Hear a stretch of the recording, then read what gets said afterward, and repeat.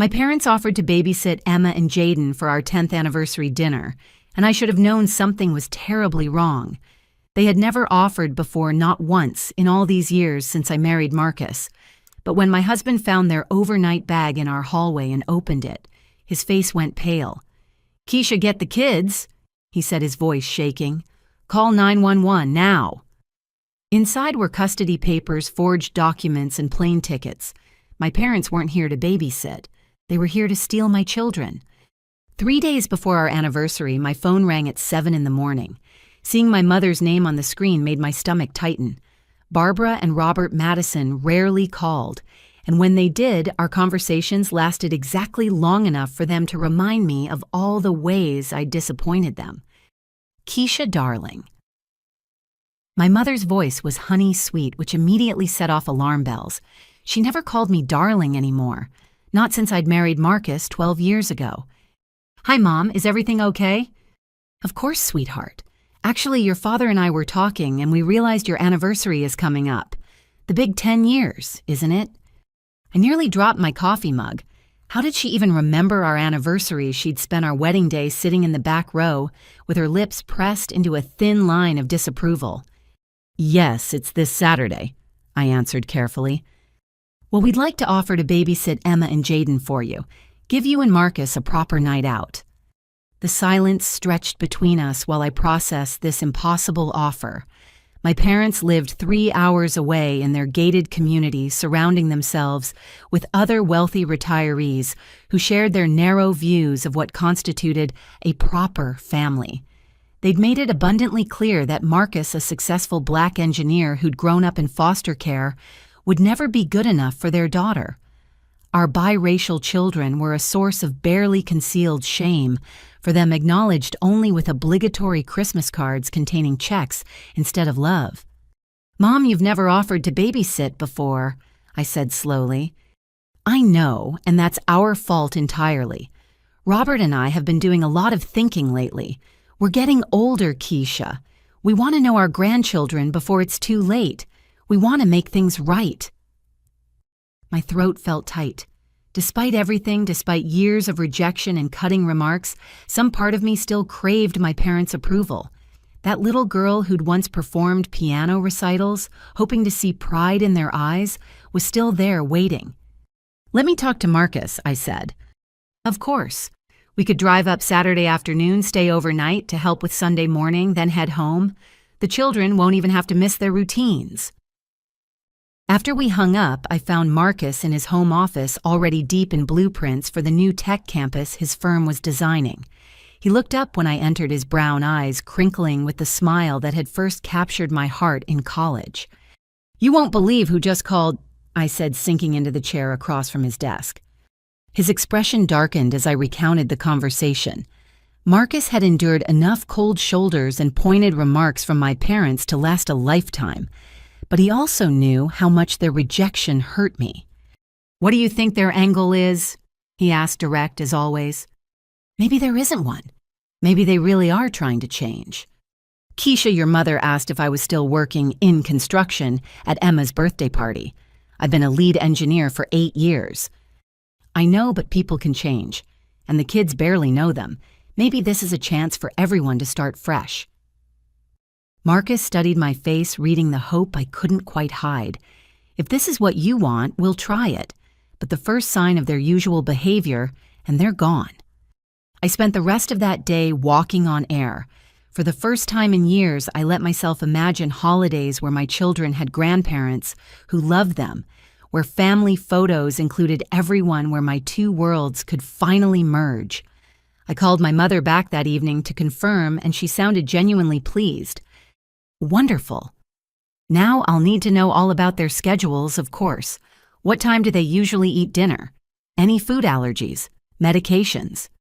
Normal grandparent questions, I told myself, even as she insisted on writing down every detail.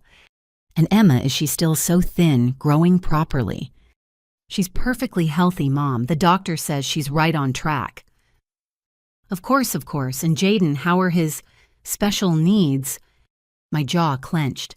"He has mild autism, Mom. He's not broken. He's actually doing amazingly well in therapy." Oh, I didn't mean anything by it. I just want to be prepared. Does he have behavioral issues? Meltdowns? Violence? No, I said firmly. He's a sweet, sensitive boy who sometimes needs extra help processing sensory input. I'll write out his routine for you. Yes, please do. Very detailed instructions would be helpful. We want to do everything exactly right. Something in her tone nagged at me, but I pushed it aside. My parents had always been particular about details. That was just their way. Oh, one more thing, she added. Do they have any upcoming doctor's appointments or school events we should know about in case of emergency, you understand? Their schedules are on the fridge. I'll show you everything when you get here. Perfect, and Keisha, thank you for giving us this chance. You won't regret it. As I hung up, Marcus appeared in the doorway. How many questions did she ask?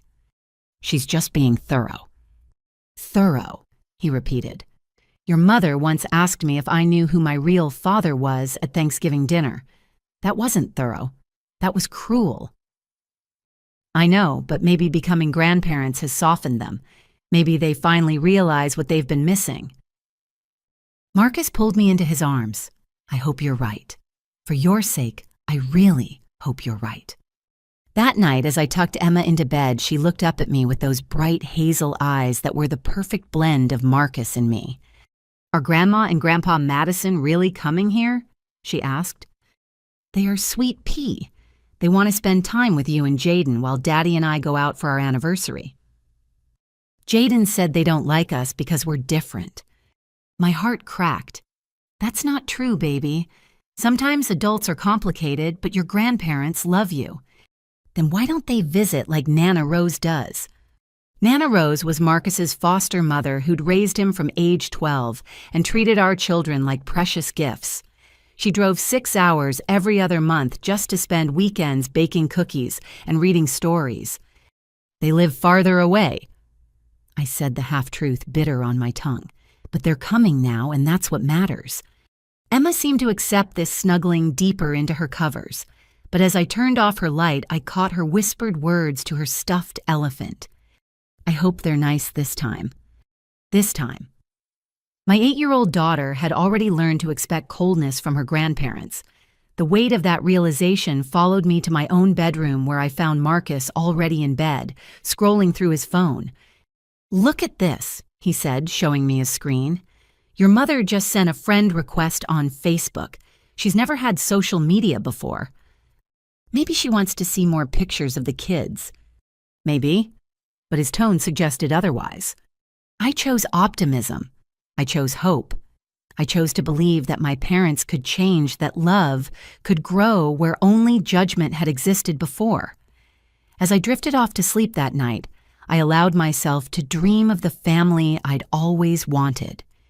If only I'd listened to the warning bells. If only I'd paid attention to the questions that probed just a little too deep, the interest that felt just a little too calculated. But hope is a powerful drug, especially when mixed with a daughter's eternal need for her parents' love. 3 days. I had 3 days before my entire world would shatter before I'd understand that sometimes the people who share your blood can become your greatest threat. 3 days before I'd learn that a parent's love could be twisted into something monstrous and that protecting your children sometimes means protecting them from your own family. But that night, I slept peacefully, unaware that my mother was 3 hours away, carefully noting every answer I'd given her in a leather-bound journal labeled Evidence. Friday morning arrived with spring sunshine and the chaos of getting 2 children ready for school. I moved through our morning routine on autopilot, my mind already racing with preparations for my parents' visit. The house needed to be spotless. Not just clean, but Madison-level immaculate, the kind of pristine environment where throw pillows remained perfectly fluffed and magazines fanned at precise angles. "Mommy, you're doing the thing," Emma observed over her bowl of cereal. "What thing?" "The cleaning thing where you look scared." Marcus caught my eye from across the kitchen. We'd been married long enough for entire conversations to pass in a glance. His said, "You don't have to prove anything to them." Mine replied, "Yes, I do." After dropping the kids at school, I attacked the house with military precision. Every surface gleamed, every toy found its designated place, every family photo was straightened to perfection. I even cleaned inside the kitchen drawers, knowing my mother's tendency to open cabinets under the pretense of helping. My phone rang as I was organizing the pantry, arranging cereal boxes by height, like some grocery store employee with OCD. It was my father, which was unusual. Robert Madison typically communicated through my mother, treating phone calls like board meetings that required an intermediary. Keisha. No greeting, just my name delivered in his crisp banker's voice. I need some information for our visit. Hi, Dad. What kind of information? Security details. Do you have an alarm system, cameras? What about the locks? Are they deadbolts? I set down the box of crackers I'd been alphabetizing. Why do you need to know about our security? Simple precaution. We'll be responsible for the children. I need to ensure the house is properly secured. We have an alarm system and good locks. The neighborhood is very safe. What's the code? I'll show you how to use it when you get here. A pause. What about the children's documentation? Where do you keep their birth certificates, social security cards, in case of medical emergency? The questions felt invasive, but I reminded myself that my father had always been paranoid about safety. His house had more security than some banks. They're in our filing cabinet, but their insurance cards are in my wallet, and I'll leave those with you along with all the emergency numbers. Good. And their passports, do they have passports? Yes, but why would you need those for one evening? I don't need them. I'm simply being thorough. Your mother mentioned you traveled to Disney last year. International... No, just Florida. Dad, is everything okay? These questions seem what? His tone sharpened, reminding me of every time I disappointed him by getting an A- instead of an A. Nothing, just detailed. Details matter, Keisha. I thought Marcus would have taught you that being an engineer. There it was, the subtle dig, the implication that I needed my husband to teach me basic concepts. I gripped the phone tighter. Is there anything else you need to know? Your neighbors. Are you friendly with them? Do they watch the children sometimes? The Johnsons next door are great. They have kids the same age. And across the street. Dad, you're not conducting a background check on our entire neighborhood. Are you? He actually chuckled, a rare sound that somehow made me more uneasy. Of course not. Your mother is just anxious about the visit. She wants everything to go perfectly. After he hung up, I stood in my gleaming kitchen, surrounded by alphabetized soup cans and color-coordinated dish towels, and wondered why I felt like I'd just been interrogated. The feeling intensified when Marcus called during his lunch break. Something weird just happened, he said without preamble. I was grabbing coffee near Jaden's therapy center, and I could have sworn I saw your parents' car in the parking lot. That's impossible. They're 3 hours away. White Mercedes license plate REM 4237. I knew that plate number. Robert Edmund Madison, April 23rd, 1957. My father put his initials and birth date on everything. Maybe someone has the same car. Maybe. But Keisha, I walked closer to check, and there was someone in the driver's seat taking pictures of the building. Taking pictures? Why would... I don't know. By the time I got close enough to see clearly, they drove off. A chill ran through me despite the warm spring day. You think it was them?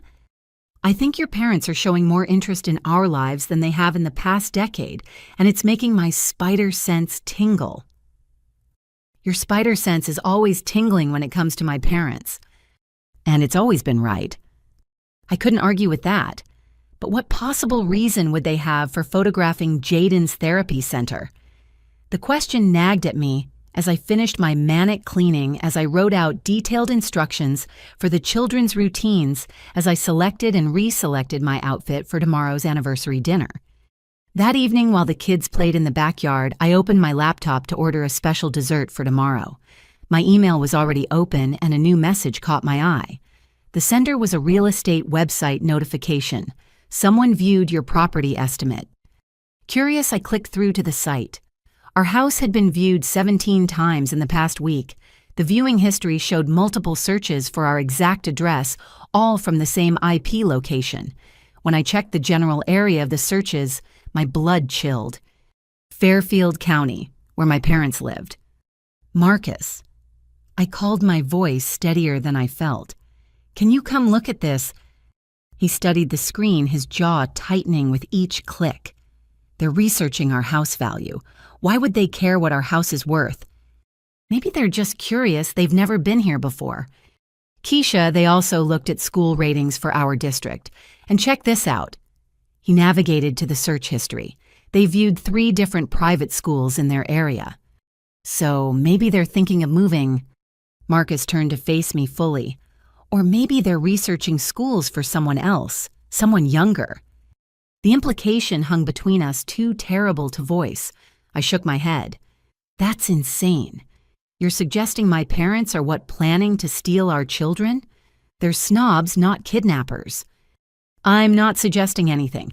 I'm just observing that your parents are showing an unusual interest in our assets, our security, our children's schedules and schools in their area. You're being paranoid.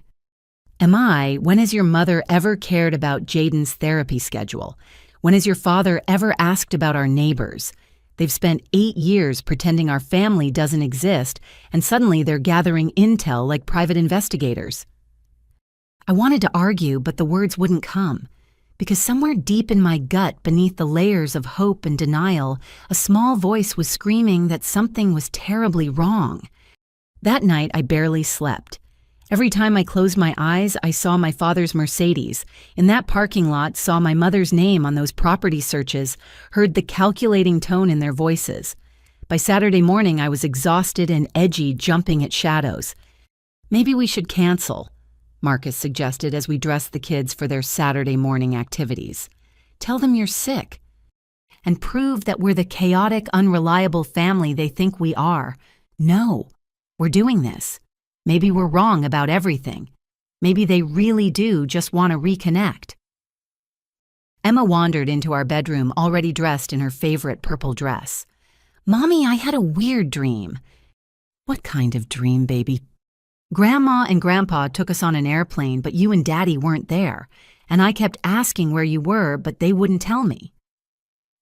Marcus and I exchanged glances over her head. Even our 8-year-old's subconscious was picking up on the wrongness of this situation. It was just a dream, I assured her, smoothing her braids. Mommy and Daddy aren't going anywhere, and neither are you. But as I spoke the words, I made a mental note to hide our children's passports, just in case, just being thorough, as my father would say. The morning passed in a blur of last-minute preparations. I found myself adding extra locks to filing cabinets, password protecting our computer, and gathering important documents into our bedroom safe. If Marcus noticed my sudden security consciousness, he didn't comment. At 2 o'clock, I received a text from my mother.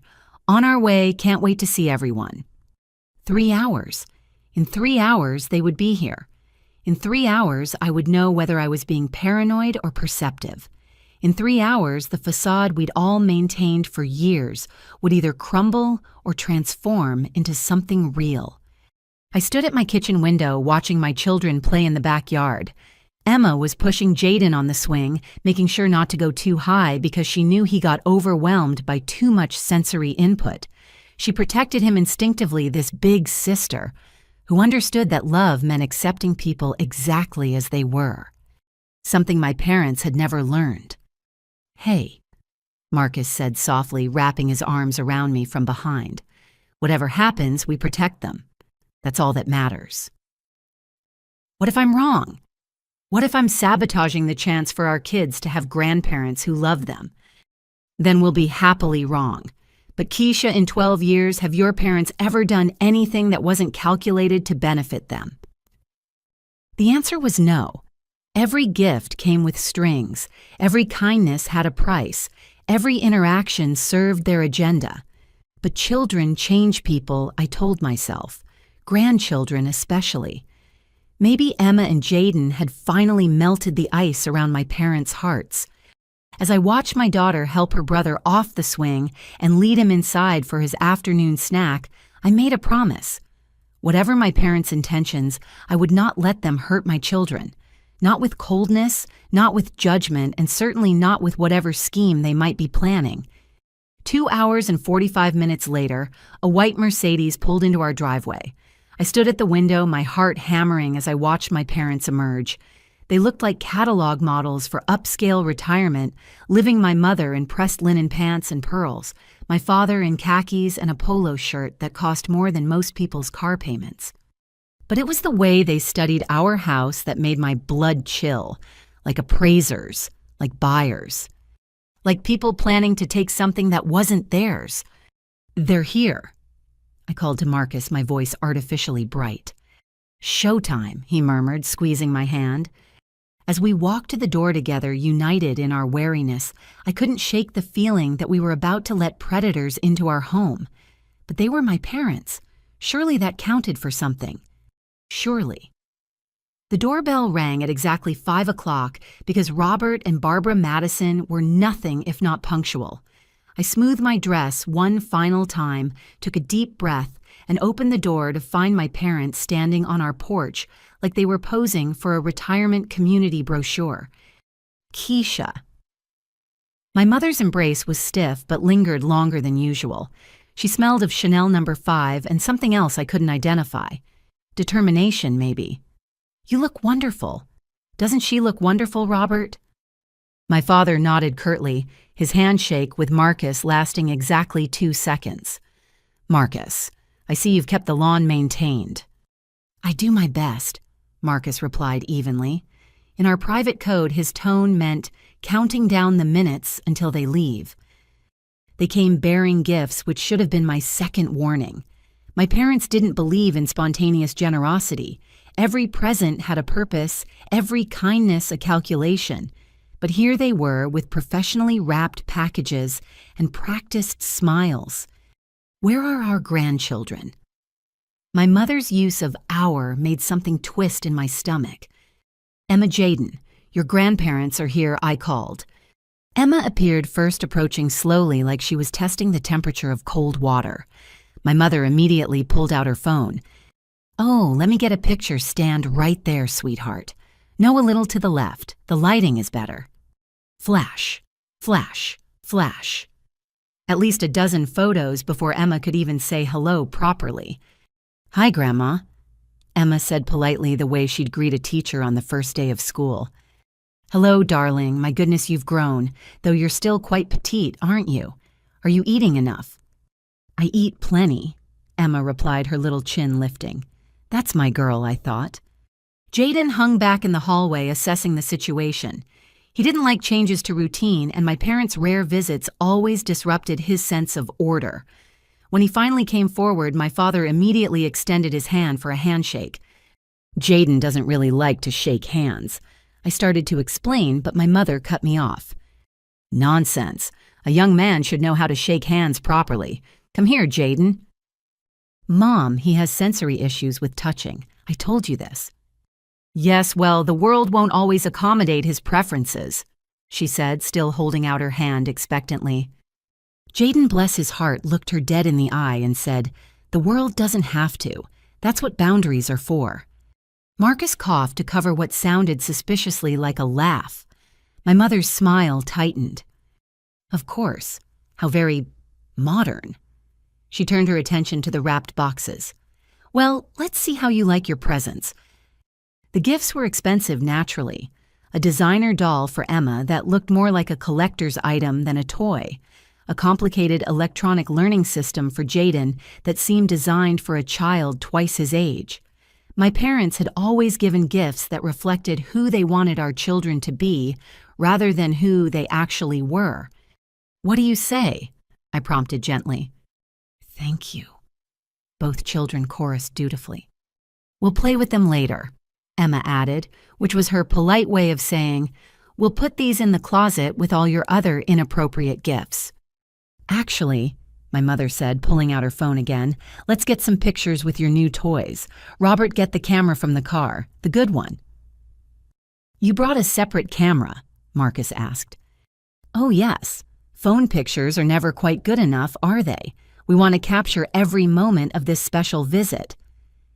For the next 20 minutes, my parents directed our children like they were in a photo shoot.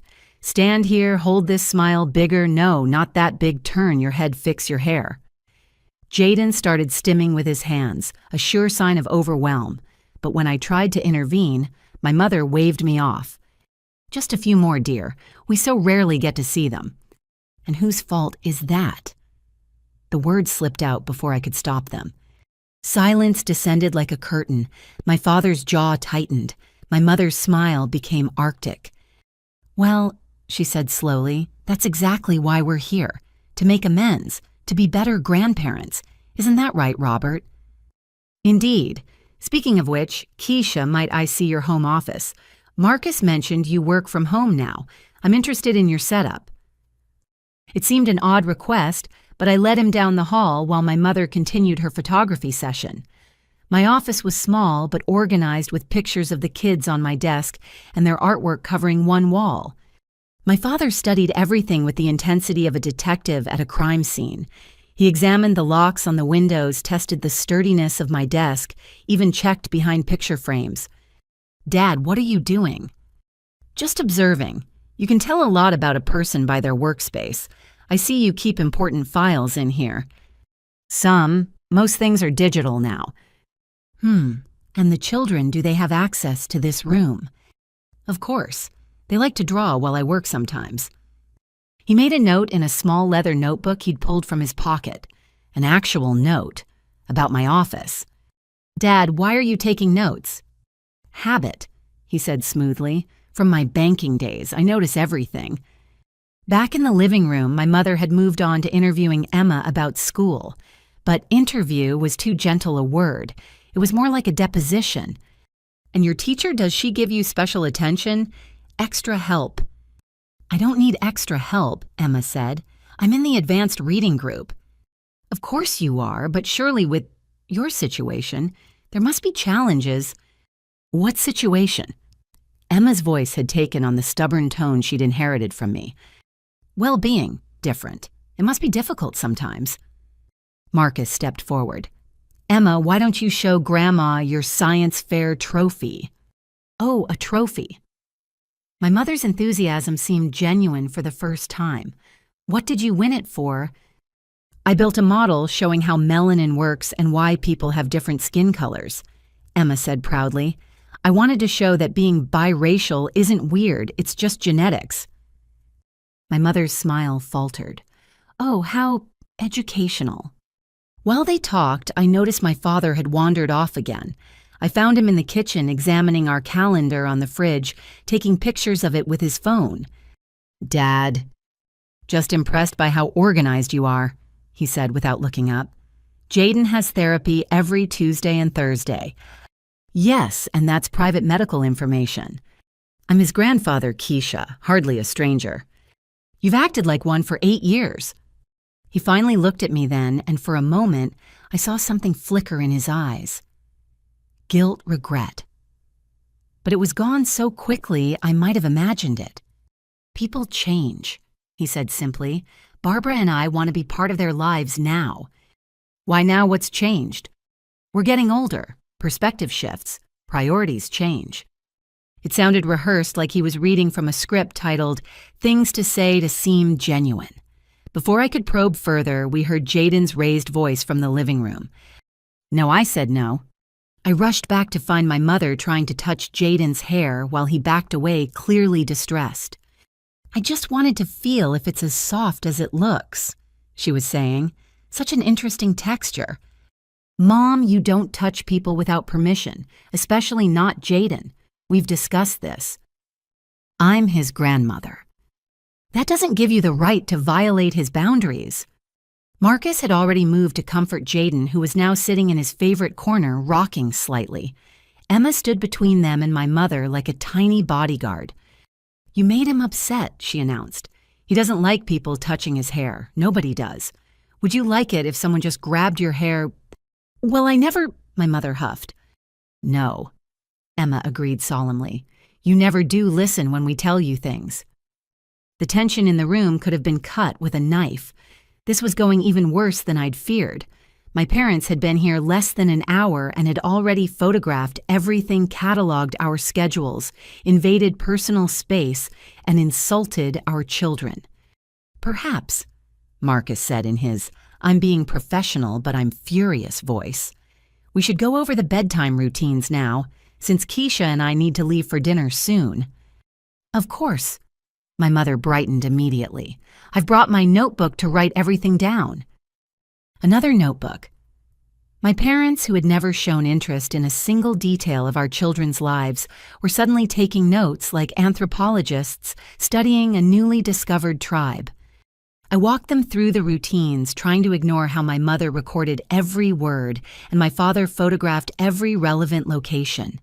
The bathroom where teeth were brushed, the kitchen where snacks were prepared, the playroom where quiet time happened. "And Jaden's weighted blanket," my mother asked. "Where do you keep that?" I frowned. "How do you know about his weighted blanket?" She paused, pen hovering over paper. "You must have mentioned it." "I've never mentioned it. We just got it last month." "Oh, well, I must have read about them online, for children with his condition." "He doesn't have a condition, Mom. He's autistic. It's a neurological difference, not a disease." Of course, I misspoke. But she hadn't misspoken. She'd revealed knowledge she shouldn't have. My eyes met Marcus's, and I saw my suspicion reflected there. "Excuse me," I said. "I need to finish getting ready." In our bedroom, I found Marcus already there, holding our children's passports. "I was going to put these in the safe," he said quietly. "But look." He showed me the inside pages. There were tiny pinholes in the corners, as if they'd been photocopied by someone who didn't know how to do it properly. When I whispered, "They've been in our filing cabinet. Your parents must have—" "During the photo session, or when Dad was wandering around." We stared at each other, the full horror of what was happening starting to dawn. "We can't leave them here with the kids," Marcus said. "We can't accuse them of whatever this is without proof. Keisha, they're casing our house. They're documenting everything. They know things they shouldn't know." A knock on the door interrupted us. "Keisha," my mother's voice. "I forgot to ask about medications. Does either child take anything regularly?" My hand was shaking as I opened the door. "No, Mom, they're both healthy." "No vitamins, no supplements, nothing for Jaden's challenges." "No." She made another note. "And you're sure sometimes parents forget to mention maintenance medications?" I think I'd remember if I was giving my children medication. "Of course, I'm just being thorough." She smiled that perfect hostess smile. "We want everything to go smoothly tonight and tomorrow."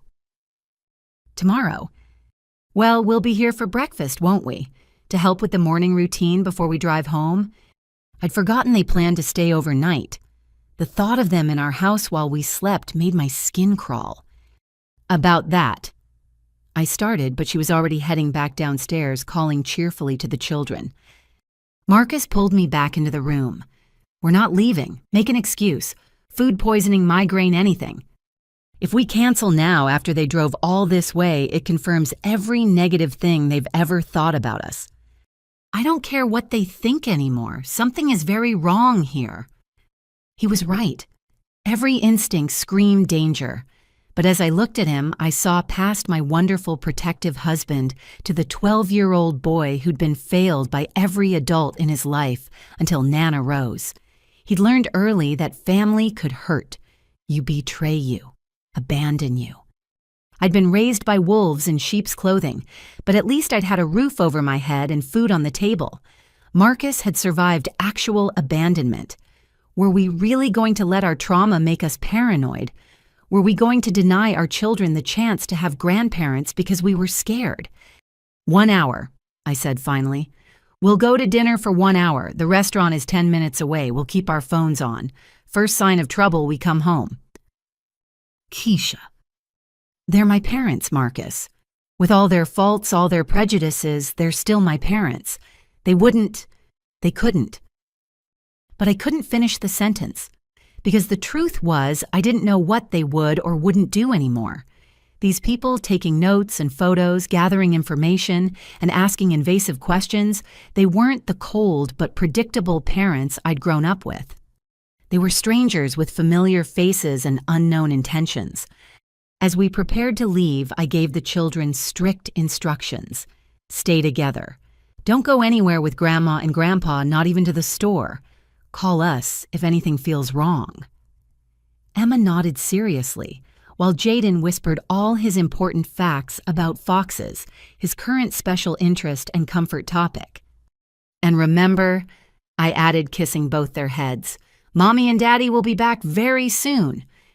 Promise, Emma asked. Promise. At the door, I turned back to see my parents standing in my living room, my mother's hand resting possessively on Emma's shoulder, my father typing something on his phone. They looked like a catalog family. Perfect. Posed. Wrong. Ready, Marcus asked, his hand finding mine. I wasn't. Every fiber of my being wanted to grab our children and run, but I nodded, smiled, and walked out the door. It would take exactly 43 minutes for me to realize this was the biggest mistake of my life. We made it exactly 1 block before I started hyperventilating. Turn around. I gasped my chest tight with an anxiety that had nothing to do with leaving the kids with babysitters and everything to do with which babysitters we'd left them with. Marcus was already pulling into the nearest parking lot. Thank God. I'd been white-knuckling the steering wheel since we pulled out. We're being ridiculous, I said, even as relief flooded through me. They're going to think we're crazy. I don't care what they think. Something's wrong, Keisha. My gut's never been wrong about danger, and right now it's screaming. We'd been gone less than 3 minutes, quick enough to play it off as forgetting something. My hands shook as I texted my mother, "Forgot my wallet, be right back." Her response came instantly. "Take your time, we're having a wonderful visit." The speed of her reply made my stomach clench. She'd been waiting for us to contact her, watching her phone. Why? Marcus drove back faster than was strictly legal, both of us leaning forward like we could will the car to move quicker. As we turned onto our street, everything looked normal. Our house sat quietly in the evening light, my parents' Mercedes in the driveway where they'd left it. Maybe we are being paranoid, I whispered. Maybe, but better paranoid than sorry. We pulled in beside the Mercedes, and that's when Marcus saw it. A bag in their back seat that hadn't been visible before. Dark leather, expensive-looking, partially hidden under a jacket. They brought an overnight bag, I said. So what? So why didn't they bring it in? Good question. My parents never left luggage in cars. They considered it inviting theft, even in neighborhoods like ours. Marcus was out of the car before I could respond, moving with the fluid purpose I recognized from his rare moments of real anger. I followed my heels clicking on the driveway as I tried to keep up. Through the front window, I could see my mother in the living room with the children, all 3 on the couch. She was showing them something on her phone. Normal grandparent behavior. Except nothing about this visit had been normal. Marcus, we can't just break into their car. Watch me. But he didn't need to break in. The doors were unlocked. Another anomaly. My security-obsessed father never left car doors unlocked. Unless he planned to need something from the car quickly. Marcus pulled out the leather bag, and its weight surprised him. He set it on the hood of their car, glancing at the house. Through the window, my mother was still engrossed with the children, but where was my father? Open it, I whispered. It's probably just clothes. But his hands were already working the zipper. The bag opened like Pandora's box, revealing not clothes but papers, stacks and stacks of papers. And on top, in a clear plastic folder, custody emergency filing paperwork with our children's names typed in stark black letters. The world tilted. I grabbed the car to steady myself as Marcus pulled out document after document. Custody papers. A psychological evaluation claiming I was an unfit mother, signed by a Dr. Patricia Holloway I'd never met. Photos of our house with red circles marking hazards like the fact that we had stairs and kitchen knives. Bank statements printed from somewhere showing every purchase we'd made in the last 6 months, with certain items highlighted. Jaden's therapy bills circled in red with excessive medical intervention written in my mother's handwriting. "Oh my God," I breathed. "Oh my God, Marcus." He kept pulling out papers. A report from a private investigator dated 2 months ago. Photos of me at the grocery store, at school, pickup at the park. Photos of Marcus at work, at his gym getting coffee. Photos of our children playing in the backyard taken with a long-distance lens. They'd been watching us, stalking us, documenting our lives for months. "Look at this." Marcus's voice was deadly calm, the tone he used when he was so far past anger, he'd circled back to cold fury. He held up a receipt.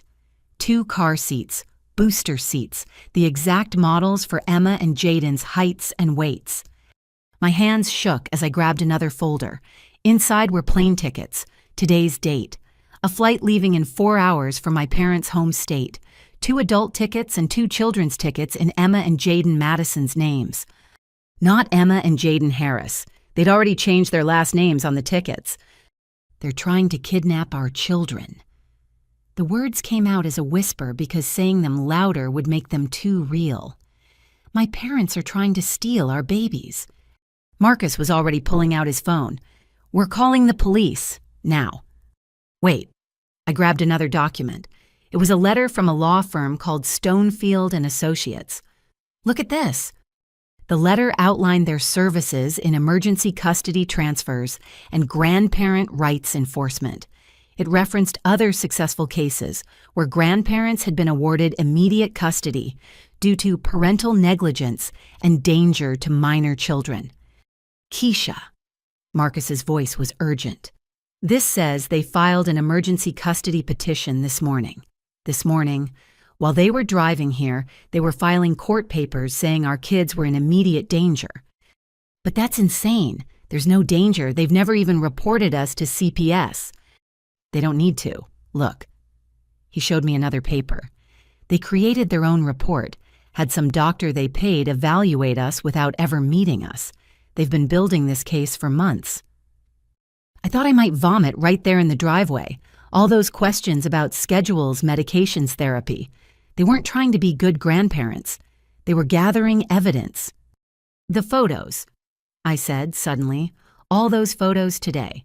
They were documenting that they had access, that the children were comfortable with them. And the gifts, high-end gifts to show they could provide better. The passports. They copied the passports." We stared at each other in dawning horror.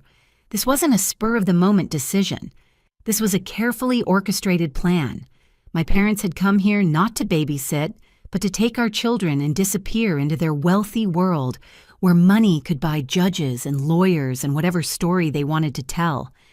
"Call 911, I said. "I'm getting our kids." But as I turned toward the house, the front door opened. My father stood there, his face expressionless. "I thought I heard a car," he said calmly, as if we hadn't just discovered his kidnapping plot spread across the hood of his Mercedes. "Forget something." "You could say that." Marcus held up the custody papers. We forgot that Keisha's parents were criminals. My father's expression didn't change. "Those are private legal documents. These are falsified custody papers for children you have no right to take," Marcus shot back. "The police will be very interested in them." The police. My mother appeared behind my father, her face shifting from confusion to calculation in an instant. "Whatever for—" "You're trying to steal our children." I couldn't believe I was saying these words to my own parents. "You have plane tickets, car seats. You were going to take them tonight." My mother's mask finally slipped, revealing something cold and determined underneath. "We're trying to save them." Save them from what?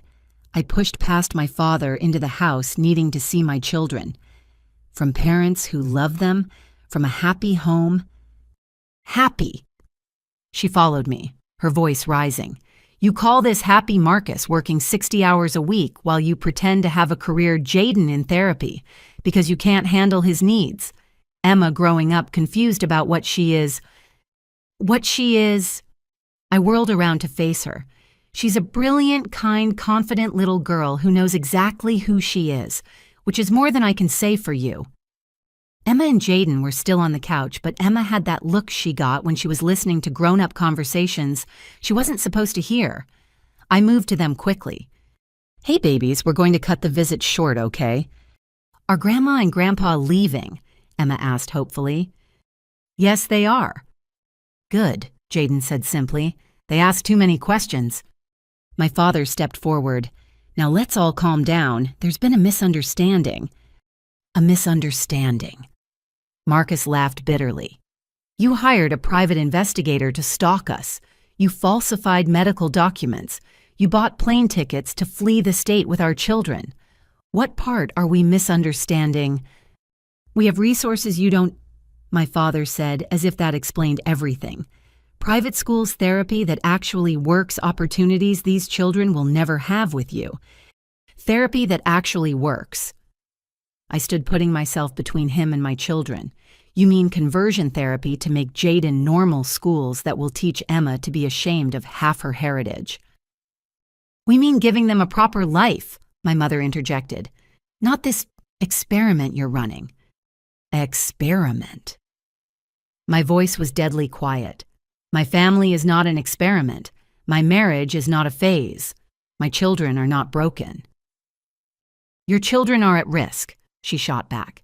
"Living in this neighborhood, going to public school, being raised by a father who doesn't even know his own bloodline." There it was, the real reason. It had never been about the children's welfare. It had been about blood, about race, about their deep-seated belief that their lily-white world was being contaminated by my choices. Marcus had already dialed 911. I could hear him giving our address, explaining the situation. My parents heard it too. "This is a family matter," my father said urgently. "No need for police involvement." "You stop being family the moment you plan to kidnap my children," I replied. "We're their grandparents. We have rights." "You have the right to leave my property before the police arrest you." My mother turned to the children then, and I saw something desperate in her eyes. "Emma, sweetheart, wouldn't you like to come stay with Grandma? I have a beautiful room all ready for you, with a canopy bed and a pony at the nearby stable." "No," Emma said firmly. "I want to stay with my real family." Jaden. My father tried. I have a train set at my house, a whole room of trains. Jaden didn't even look at him. He was stimming more intensely now, overwhelmed by the tension in the room. I sat beside him, offering the pressure input he needed to calm down. "It's okay, baby," I murmured. "The police are coming to make them leave." "The police?" My mother's voice went shrill. "You'd call the police on your own parents." "I'd call the police on anyone trying to steal my children." "Steal?" She laughed high and unnatural. "We're offering them a better life. Look at this place. Look at how you live. Jaden in therapy because you've labeled him as defective. Emma growing up not knowing if she's black or white or what. You married beneath you, Keisha, and now you're dragging innocent children down with you. Get out!" I stood, my whole body shaking with rage. "Get out of my house before I physically remove you." "You always were dramatic," my father said coldly, "just like when you insisted on marrying him despite our objections. Selfish, impulsive, unfit to be a mother." That's when Emma stood up, all 4 feet of her radiating fury. "My mommy is the best mommy in the world. You're just mean people who don't know how to love anybody." The silence that followed was broken only by the sound of sirens approaching. My parents looked at each other, and for the first time I saw fear in their eyes. This hadn't gone according to their plan. They'd expected to leave with our children before we ever knew what happened. "Robert," my mother said urgently, "the bag." "Leave it," Marcus commanded. "That's evidence." My father moved toward the door anyway, but Marcus blocked him. For a moment they stood face to face, my elderly father and my husband in his prime, and the outcome was never in doubt. "You people," my father spat, "always resorting to violence." "You people?" Marcus smiled coldly. "You mean engineers' fathers' men who protect their families from predators." The sirens were right outside now. Through the window, I could see police cars pulling up their lights, painting our suburban street in reds and blues. "This isn't over," my mother hissed at me. "We have lawyers, we have money, we have connections." And we have the truth, I replied, plus evidence of attempted kidnapping, fraud, and conspiracy.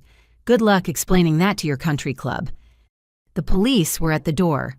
Marcus let them in, and suddenly our living room was full of uniforms. I held my children close as Marcus explained the situation, showed them the documents, the tickets, the whole sick plan. "Ma'am."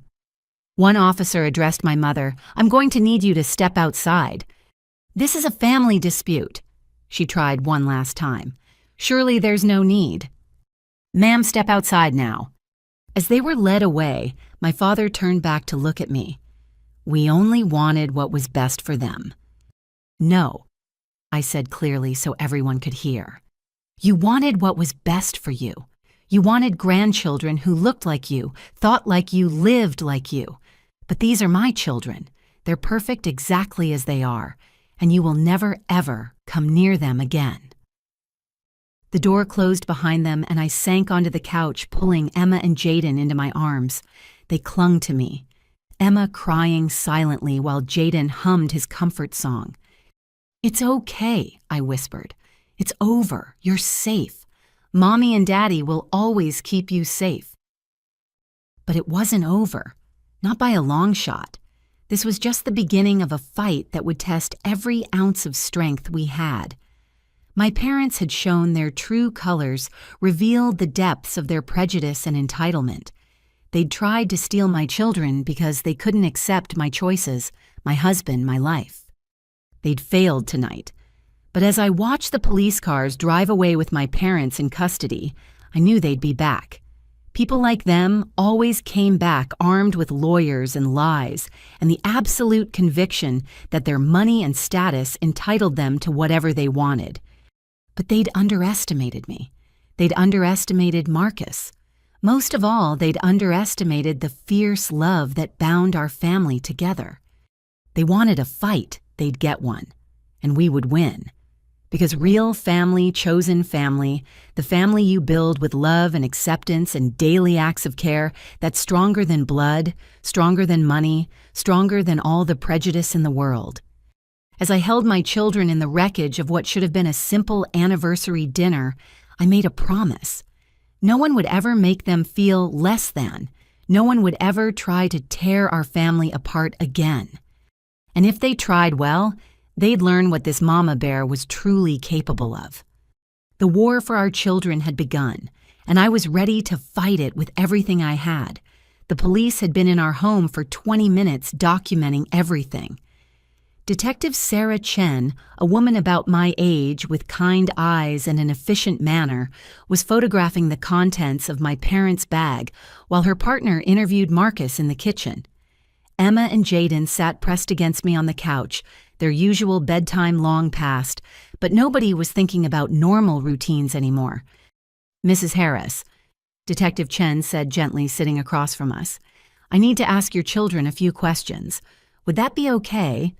I felt both kids tense. "Can I stay with them?" "Of course. Emma, can you tell me what your grandparents said to you tonight?" Emma straightened her voice clear despite her lingering tears. "Grandma kept asking if I was happy here. She said she had a big house with a pool and horses, and that I could live there and go to a better school." "Did she say you'd be visiting or living there?" "Living. She said I'd have my own room that was all pink and white. I told her I hate pink, but she said I'd learn to like it." Detective Chen made notes. "Did she mention your parents coming with you?" "No, she said Mommy and Daddy needed time to figure things out and I'd be happier with her." My heart shattered. They'd been planting seeds of abandonment in my 8-year-old's mind. "What about you, Jaden?" the detective asked gently. "Did your grandparents say anything special to you?" Jaden rocked slightly, his voice monotone when he spoke. "Grandpa said I was sick and he knew doctors who could fix me. He said his house was quiet and I wouldn't have to be scared of loud noises anymore." "You're not sick, baby," I whispered. "I know. That's what I told him. He said I was too young to understand." Detective Chen's expression hardened. "Did either of your grandparents touch you or try to take you anywhere?" "Grandma kept trying to touch my hair," Jaden said, "and she held Emma's hand really tight when you left. Emma said it hurt." She wouldn't let go, Emma confirmed. Even when I said I needed the bathroom, she said I could wait. Every word was another nail in my parents' coffin. They'd shown up here with a plan, and part of that plan had been ensuring our children couldn't get away if we came back too soon. Marcus returned from the kitchen, his face grim. "Detective, they found something else." We followed him outside, where another officer was searching my parents' car with their consent. In the trunk, he'd discovered 2 small suitcases, children's suitcases, already packed. "Oh my God," I breathed. Inside were clothes in Emma and Jaden's exact sizes. New clothes with the tags still on, pajamas, underwear, toothbrushes, everything you'd need if you were stealing children and couldn't risk going back to their home. "This is premeditated kidnapping," Detective Chen said. "This goes way beyond a custody dispute." "But they filed papers," I said. "Won't they claim they thought it was legal?" "Filing false documents is a crime. Conspiracy to commit kidnapping is a crime. Interstate flight with minors is a federal crime." She looked at me seriously. "Your parents are in significant legal trouble." "Good," Marcus said flatly. "They should be."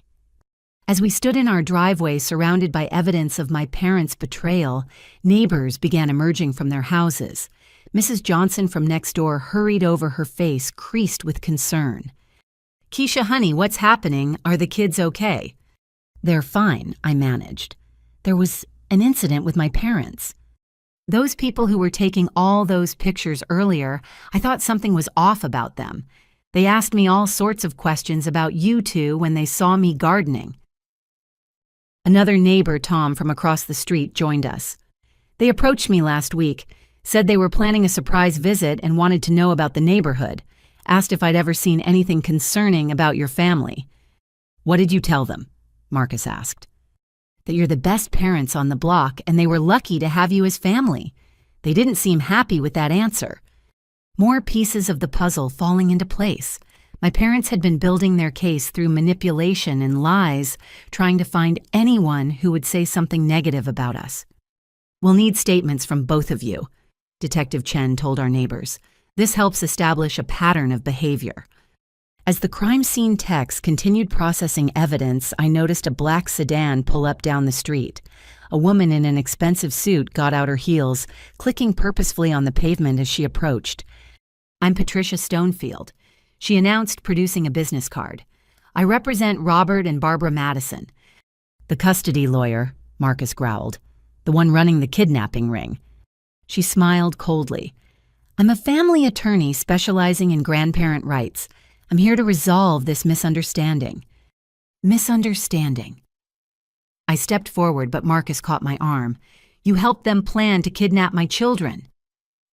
"I helped them file legitimate paperwork to protect minors they believed were in danger. Everything we've done is perfectly legal." "Falsifying medical reports is legal," Detective Chen interjected. "Conspiracy to commit kidnapping. You'll find all our documentation is in order. Dr. Holloway is a respected psychiatrist who evaluated the family situation and found it concerning." "Dr. Holloway never met us," I protested. "She didn't need to. She reviewed extensive documentation provided by concerned grandparents, photos, videos, witness statements." "Witness statements from who?" "That's privileged information." "This is insane," Marcus said. "You can't just take people's children based on made-up reports." Attorney Stonefield's smile never wavered. "We can when those children are at risk. A mother who can't control her temper, a father who works excessive hours, a special needs child not receiving proper care. Grandparents with resources have not just a right, but an obligation to intervene. My children are loved, healthy, and thriving," I said through gritted teeth. "Are they?" "Your son is in therapy, twice a week. That suggests problems. Your daughter is being raised without a clear cultural identity. That suggests confusion. You live in a modest neighborhood when the children could have every advantage. That suggests neglect of their potential." "That suggests we're normal parents doing our best," Marcus countered. "Not that we're unfit." "That's for a judge to decide. and judges in this state favor keeping children with blood relatives who can provide superior opportunities. They're already with blood relatives, I snapped. Their parents. She checked her phone. The Madison family has resources you can't imagine. They'll post bail within hours, and then we'll see you in court. I suggest you find a very good lawyer. You'll need one. As she walked away, I felt the ground shifting beneath my feet. This wasn't over. It was just beginning. Don't let her scare you, Detective Chen said quietly. What your parents did tonight was criminal regardless of what papers they filed, but you should get a lawyer. Tonight. Back inside, I found Emma and Jaden curled up together on the couch, exhausted by the emotional upheaval. Looking at them so innocent and vulnerable, rage filled me like nothing I'd ever experienced. Marcus called David Washington. He handled the Thompsons' custody case last year. It's 9 o'clock at night. I don't care if it's 3 in the morning. Our children need protection. While Marcus made calls, I sat with our babies, running my fingers through Emma's braids and rubbing Jaden's back in the soothing pattern he liked. "Mommy," Emma whispered, "are Grandma and Grandpa bad people?" How did you answer that? How did you explain that the people who should love and protect them had tried to tear their world apart? They made very bad choices, I said carefully. They let their wrong ideas hurt our family. Why don't they like Daddy? Oh, sweetheart, it's not really about Daddy. It's about them not understanding that families come in all different ways, and all of them are beautiful if there's love. Our family has tons of love, Jaden said matter-of-factly. The most love, I agreed, kissing his head. Detective Chen returned with her partner. We're taking the evidence back to the station. Your parents are being processed now. They'll be charged with attempted kidnapping, filing false reports, conspiracy, and fraud. The district attorney will review the case, but given the evidence, I expect they'll pursue full prosecution. What about the custody filing? I asked. Family court is separate from criminal court. They can still pursue that case, but being charged with trying to kidnap the children won't help their argument. After the police left, promising to be in touch tomorrow, we were alone in our too-quiet house. The abandoned gifts my parents had brought sat on the coffee table like props from a play that had gone horribly wrong. I'm going to check all the locks, Marcus said. Then we're moving the kids into our room tonight. I nodded. None of us wanted to be separated. As I helped the children get ready for bed, moving through our routine like zombies, my phone rang. An unknown number. Against my better judgment, I answered. Keisha. My mother's voice, but different. Smaller. They're saying I have to stay here overnight, in jail with criminals. You are a criminal mom. You tried to kidnap my children. I was trying to save them. You don't understand what you're doing to them, raising them in that environment with those influences. They'll never reach their potential. Their potential as what perfect white grandchildren who pretend half their heritage doesn't exist. You're being dramatic. You bought plane tickets. You packed their clothes. You were going to steal them. I was going to give them opportunities. Her voice cracked. Private schools where they'd excel. Therapy that would actually help Jaden instead of enabling his conditions. A community where Emma wouldn't be stared at. Emma gets stared at in your community, Mom, just for different reasons. At least she'd be safe. Safe from what? From parents who love her. From a father who reads her stories every night. From a mother who celebrates every part of who she is. Safe from the world that will judge her, that will limit her, that will hurt her because of what she is. What she is perfect. What she is loved. What she is none of your business anymore. I'm your mother. No, you lost that title tonight. You're just someone I used to know who couldn't love me enough to accept my choices. Keisha, please. Your father and I only wanted... I hung up. There was nothing she could say that would undo what they'd done. Nothing that would erase the image of those suitcases in their trunk or the fear in my children's eyes. Marcus appeared in the doorway. David Washington will be here first thing in the morning. He says to document everything tonight while it's fresh. Take pictures of anything they touched or moved. Save any texts or voicemails. They've been planning this for months, I said numbly. All those years of cold distance, and then suddenly they care. They were just gathering evidence. Hey, he pulled me into his arms. We stopped them. Our babies are safe. That's what matters. For now, you heard that lawyer. They'll be out on bail tomorrow, and then they'll come at us with everything they have. Then we'll be ready, we'll fight, and we'll win. How can you be so sure? He pulled back to look at me. Because we're right. Because we're good parents. Because love wins over hate even when hate has money and connections. Does it, though? I thought about all the families torn apart by systems that favored wealth over welfare. What if they find a judge who agrees with them? What if... Then we keep fighting. We appeal. We move if we have to. We protect our family no matter what. That night, we made a nest of blankets on our bedroom floor. Emma and Jaden slept between us, their breathing eventually evening out into the rhythm of exhausted sleep. But Marcus and I lay awake standing guard over our children like ancient sentinels. I keep thinking about nature documentaries. I whispered in the darkness, how predators always go for the young, how parents will fight to the death to protect their babies. That's what we'll do if we have to. I never thought the predators would be my own parents. His hand found mine over our sleeping children. Family isn't blood, Keisha. It's choice. And we choose each other. We choose them. Every day. What if choosing isn't enough? What if the law says blood matters more? Then we make sure the law sees the truth. We show them what real family looks like. As dawn approached, neither of us had slept. But we'd done something more important. We'd stood watch. We'd held the line. We'd kept our babies safe for one more night. The war was coming. My parents would regroup, rearm themselves with lawyers and lies and all the privilege their money could buy. They'd try to paint us as unfit, try to tear apart the family we'd built with such love and intention. But they'd already lost the most important battle. They'd shown our children who they really were. And Emma and Jaden had chosen, us had clung to us, had trusted us to protect them.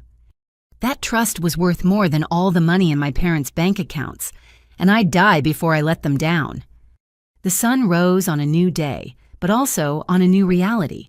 We were no longer just the Harris family, living our quiet life in our modest neighborhood.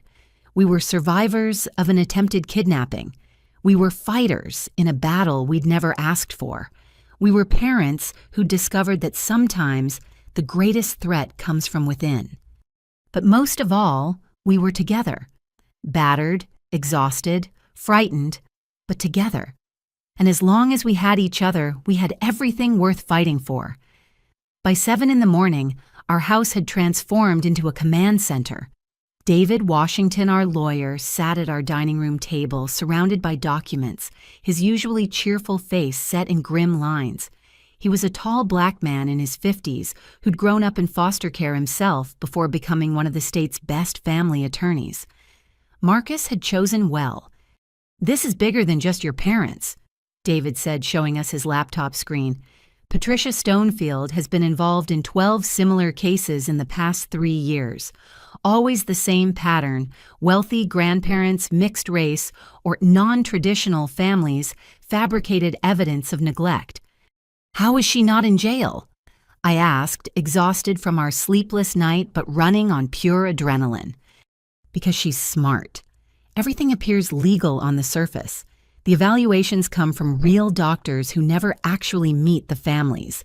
The custody filings use careful language that skirts the edge of perjury without crossing it. And most families settle out of court because they can't afford to fight."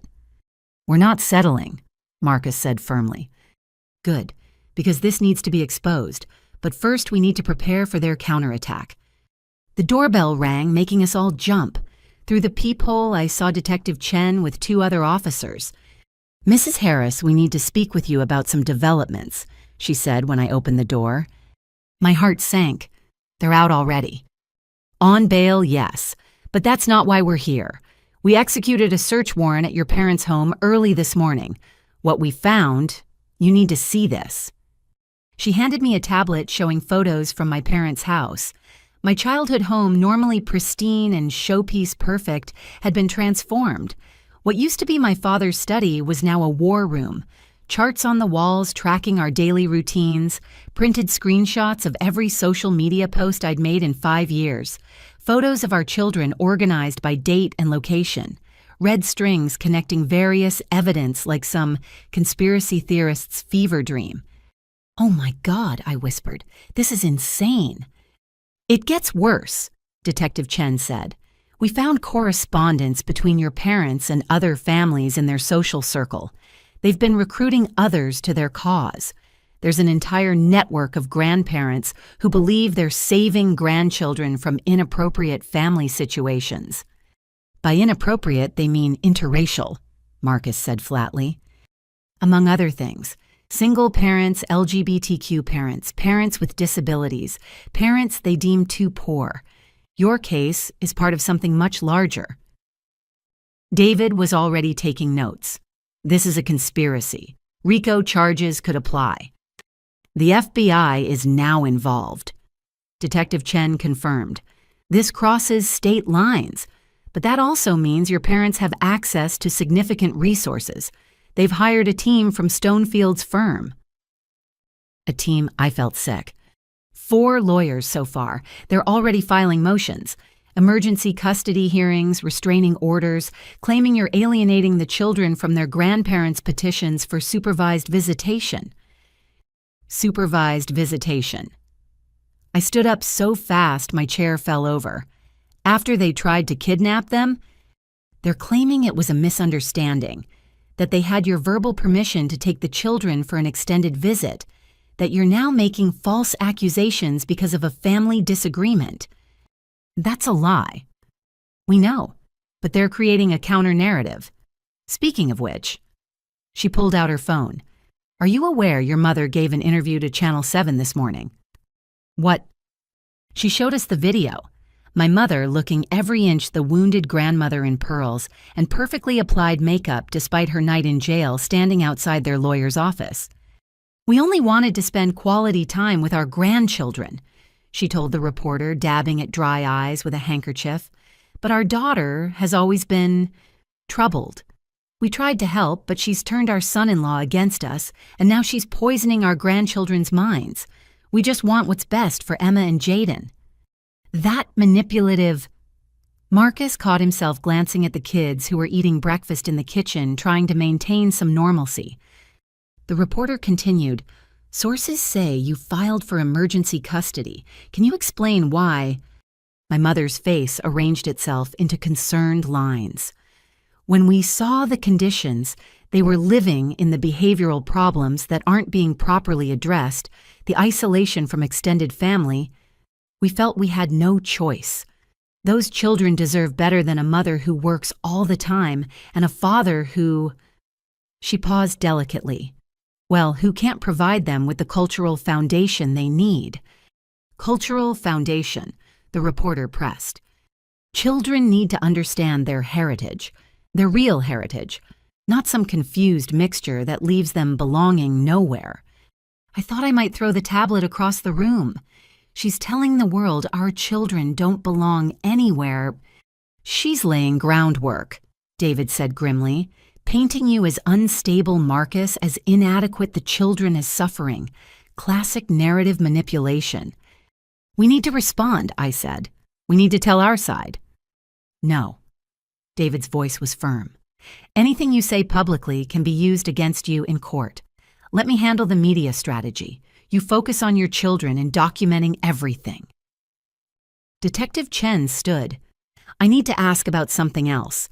Your parents' phone records show multiple calls to someone named Dorothy Whitman. Do you know her?"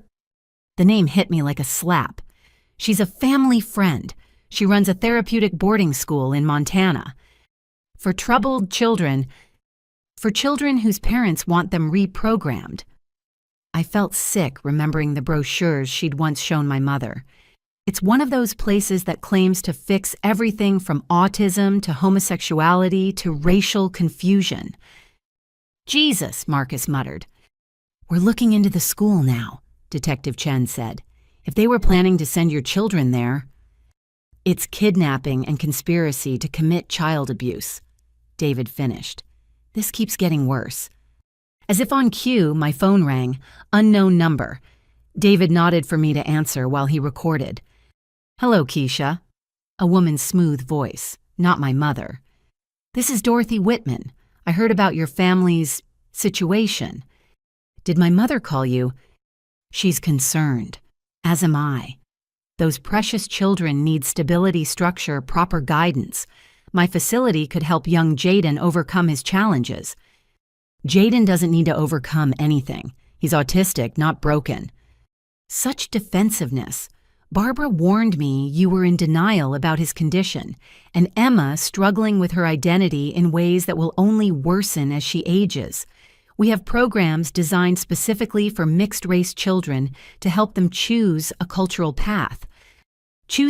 Are you insane? She's 8 years old and perfectly happy with who she is. Is she, or is that what you tell yourself to justify the confusion you've created? Children need clear identity, firm boundaries, consistent discipline, things you seem unable to provide. If you come near my children, I'll have you arrested. Such hostility. This is exactly what Barbara described. You really should consider what's best for them, rather than clinging to your liberal delusions about family. I hung up my hands, shaking. She's part of it. They were going to take our babies to a conversion camp. Emma appeared in the doorway, her face serious. Mommy, are people trying to take us away? I knelt down to her level. Some people are confused about what's best for our family, but Daddy and I won't let anything happen to you. I don't want to go to a special school. I like my school. I like my friends. I like being me. And you get to keep being exactly who you are, baby. Nobody gets to change that. Jaden joined us carrying his weighted lap pad. The lady on TV said we're confused. I'm not confused. I know exactly who I am. I'm Jaden Marcus Harris, age 6 3/4, favorite color blue, favorite animal foxes, favorite food mac and cheese, but only the spiral kind. That's right, buddy, you're perfect. I know, he said simply, then returned to his breakfast. David smiled slightly. Your kids are remarkable. That's going to matter in court. They'll have to testify. The thought horrified me. Possibly. A good guardian ad litem will want to hear from them. But don't worry about that yet. We have more immediate concerns. He was right. By noon, the situation had escalated dramatically. My phone buzzed constantly with calls from reporters, extended family members who'd seen the news, and numbers I didn't recognize. Our quiet street was disrupted by news vans and curious neighbors. Then came the knock that changed everything. Keisha Harris. A woman in a severe suit stood at our door with a clipboard. I'm from Child Protective Services. We've received a complaint and need to conduct an immediate welfare check. My knees almost buckled. CPS, but we didn't do anything wrong. I'm not here to make accusations, ma'am, just to ensure the children are safe. May I come in? David appeared behind me. I'm the family's attorney. Can I see your identification and the complaint? She handed over her credentials and a document. The complaint was anonymous, but the allegations were familiar neglect, inappropriate living conditions, untreated mental health issues in the children, potential abuse. This is retaliation, I said. My parents filed this because we caught them trying to kidnap our children. I'm aware of the situation, the caseworker said not unkindly. But when we receive a complaint, we have to investigate. It's protocol. Then investigate, Marcus said, joining us. We have nothing to hide. For the next hour, she toured our home, checking for safety hazards that didn't exist, looking in our well-stocked refrigerator, examining the children's rooms with their books and toys and drawings on the walls. She spoke with Emma and Jaden separately, asking gentle questions about their routines, their happiness, any fears they might have. I could hear Emma through the door. My parents are the best. They read to us every night and make special pancakes on Saturdays and always listen when we're sad. The only thing I'm scared of is my grandparents taking us away." When the caseworker emerged, her expression had softened considerably. "Mrs. Harris, it's clear your children are well cared for and loved. This appears to be a malicious complaint. I'll file my report stating no concerns were found." "But it's on record now," David said quietly after she left. "That's what they wanted. A CPS investigation, even one that finds nothing, can be twisted in court." "How do we fight this?" I asked desperately. "They have money lawyers' connections. They're creating a false narrative and spreading it everywhere." "We tell the truth," David said. "We document everything. We let the criminal charges speak for themselves, and we trust the system to see through their lies."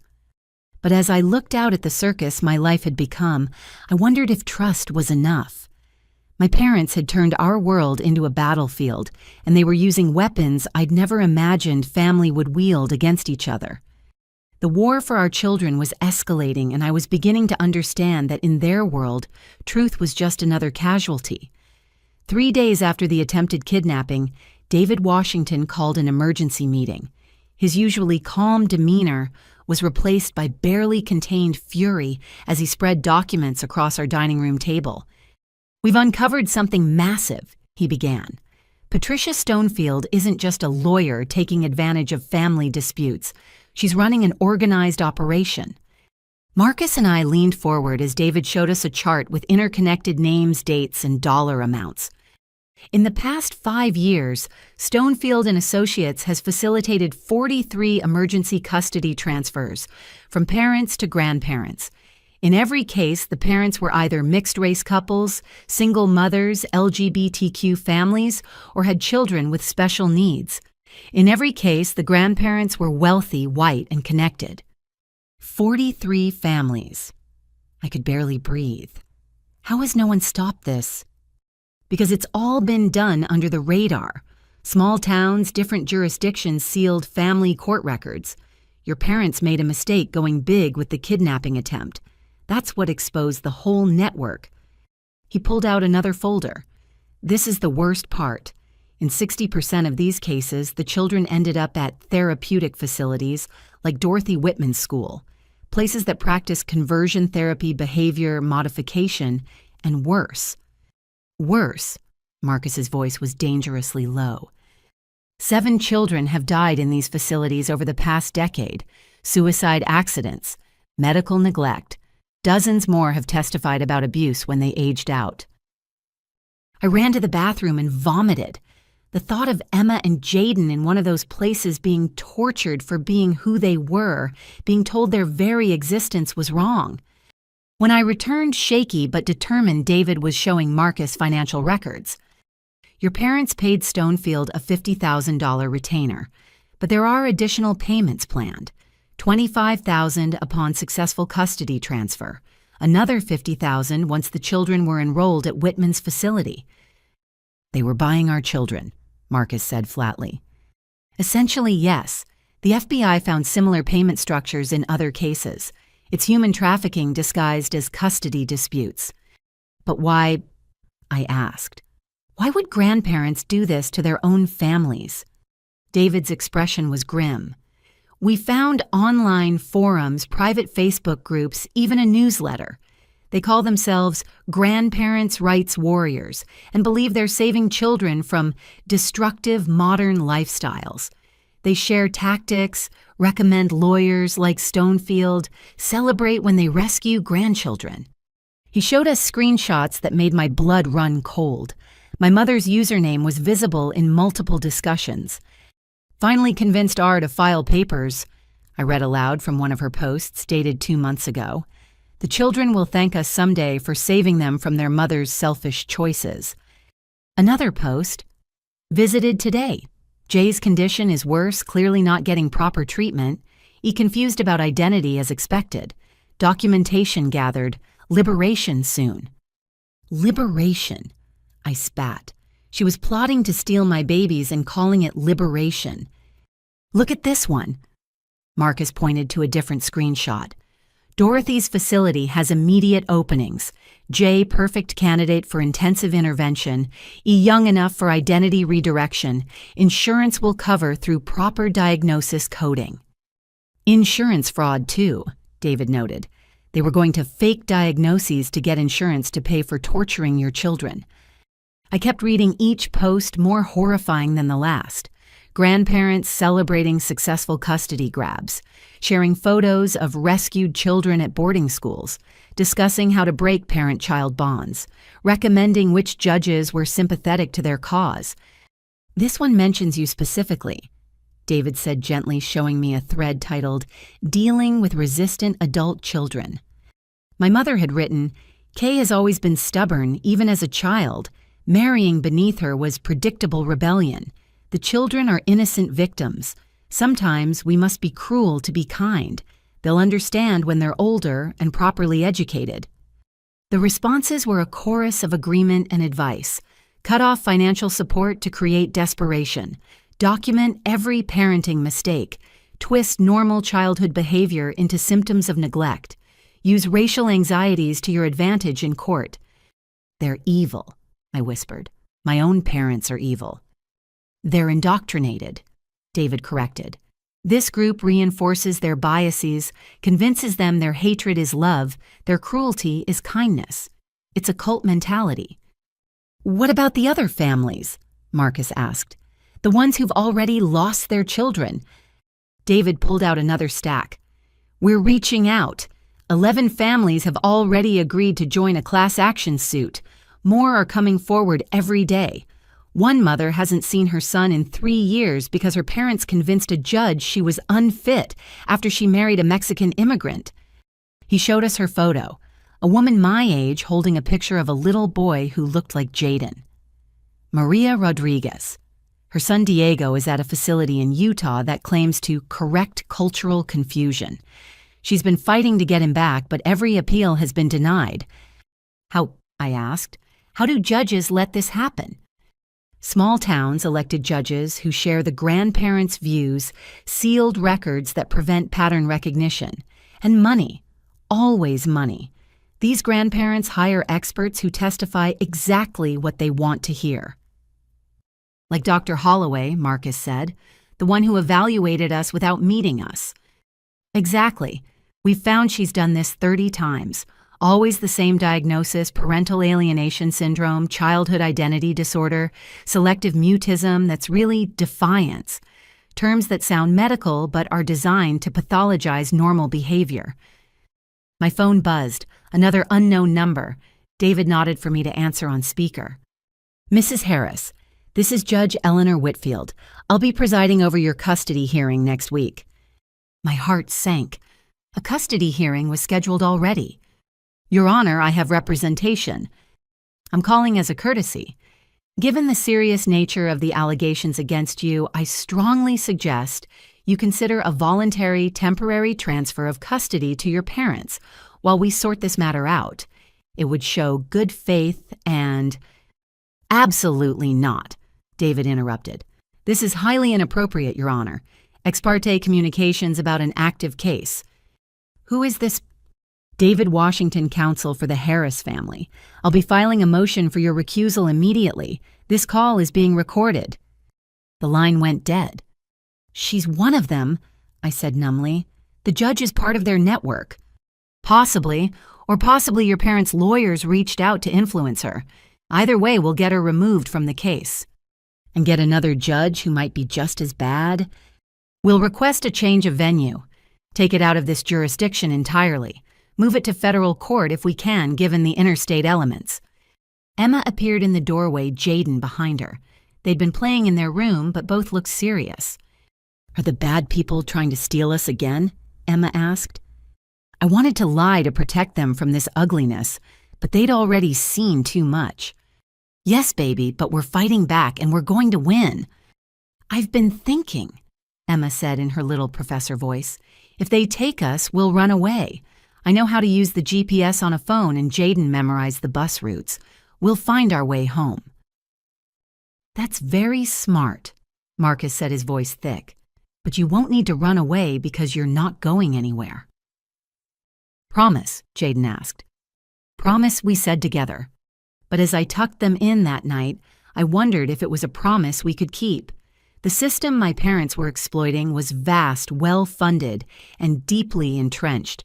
They had judges, doctors, lawyers, and an entire network of bitter grandparents convinced they were saving children by destroying families.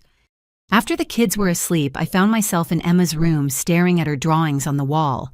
One showed our family as stick figures holding hands all different shades of brown, with hearts floating above our heads. Another showed her and Jaden as superheroes, protecting love from meanies. "We could run," Marcus said from the doorway. "Pack up tonight, disappear. Start over somewhere they can't find us." "Is that what you want?" "I want our children safe. If that means becoming fugitives, no." The word came out stronger than I expected. We don't run. We don't let them turn us into criminals. We stand and fight not just for our kids, but for all the families they've destroyed. He nodded slowly. "Then we'd better win." That night I couldn't sleep again. I kept reading the forum posts, seeing the casual cruelty disguised as concern. Grandparents discussing how to break their grandchildren's spirits, how to erase their identities, how to punish parents for the crime of creating families that didn't look like Christmas cards from 1952. One post haunted me. "The hardest part is the beginning. They cry for their parents constantly, but Dorothy says after 6 weeks of no contact, they start to forget. After 6 months, they accept their new reality. After a year, it's like their old life never existed." The response, worth it to save them, temporary tears for a lifetime of proper values. These weren't misguided elderly people. These were predators who'd found a legal way to hunt, and my parents were paying to join their pack. I thought about calling my mother, trying one more time to reach whatever humanity might be left in her. But then I remembered her face when she'd looked at my children not with love, but with acquisition. Like they were broken objects she could fix, remake in her image. The phone rang, startling me. 3 a.m., David's name on the screen. "Keisha, I'm sorry to call so late, but you need to know. The FBI raid on Stonefield's office found something. Your parents weren't just planning to take your kids to Whitman's facility." "What do you mean?" "There are adoption papers, pre-signed, pre-dated. Your parents were planning to adopt Emma and Jaden after terminating your parental rights." That's not possible. We're alive. We're their parents." "Apparently, Whitman's facility has a tame psychologist who would testify you abandoned them. After a year with no contact, they'd prevent you'd be declared unfit. Your parents would graciously step in to adopt their abandoned grandchildren. They were going to steal our children and then legally erase us. That appears to be the plan. Keisha, this is big. RICO charges are definitely in play now. This is an organized crime syndicate dealing in child trafficking." After he hung up, I sat in the dark processing the full horror of what we'd uncovered. Somewhere out there were parents who'd lost their children to this network, children who'd been brainwashed into forgetting their real families, lives destroyed by grandparents who claimed to love them. No more. I opened my laptop and began typing. A blog post, a manifesto, a declaration of war. I titled it, "They're Stealing Our Children: How Grandparent Rights Became Human Trafficking." By morning, it had gone viral, and our real fight was just beginning. The blog post changed everything. Within 24 hours, "They're Stealing Our Children" had been shared over 100,000 times. My inbox flooded with messages from parents who'd lost custody battles, children who'd survived therapeutic facilities, and lawyers offering help. Major news outlets picked up the story. Anderson Cooper's team called wanting an exclusive interview. "We need to be strategic," David advised during an emergency meeting at our house. "This media attention is powerful, but your parents will use it against you." He was right. That afternoon, my mother appeared on a conservative talk show, perfectly coiffed and radiating wounded dignity. "I'm heartbroken," she told the host. "We tried to help our daughter's troubled family, and now we're being persecuted. These accusations of trafficking and conspiracy, It's madness. We're simply grandparents who want what's best for our grandchildren." The host, clearly sympathetic, nodded gravely. "Tell us about your concerns for Emma and Jaden." My mother dabbed at her eyes. "Jaden needs specialized care he's not receiving. Instead of proper treatment, they're letting him sink deeper into his condition. And Emma, that poor child doesn't know if she's black or white, being raised in confusion and chaos." "Some would say that's just modern parenting," the host suggested carefully. "Is it? Or is it child abuse disguised as progressivism? When did wanting children to have stable identities and proper medical care become wrong?" I threw the remote across the room. "She's good at this, too good." "She's had practice," Marcus said grimly. "Look."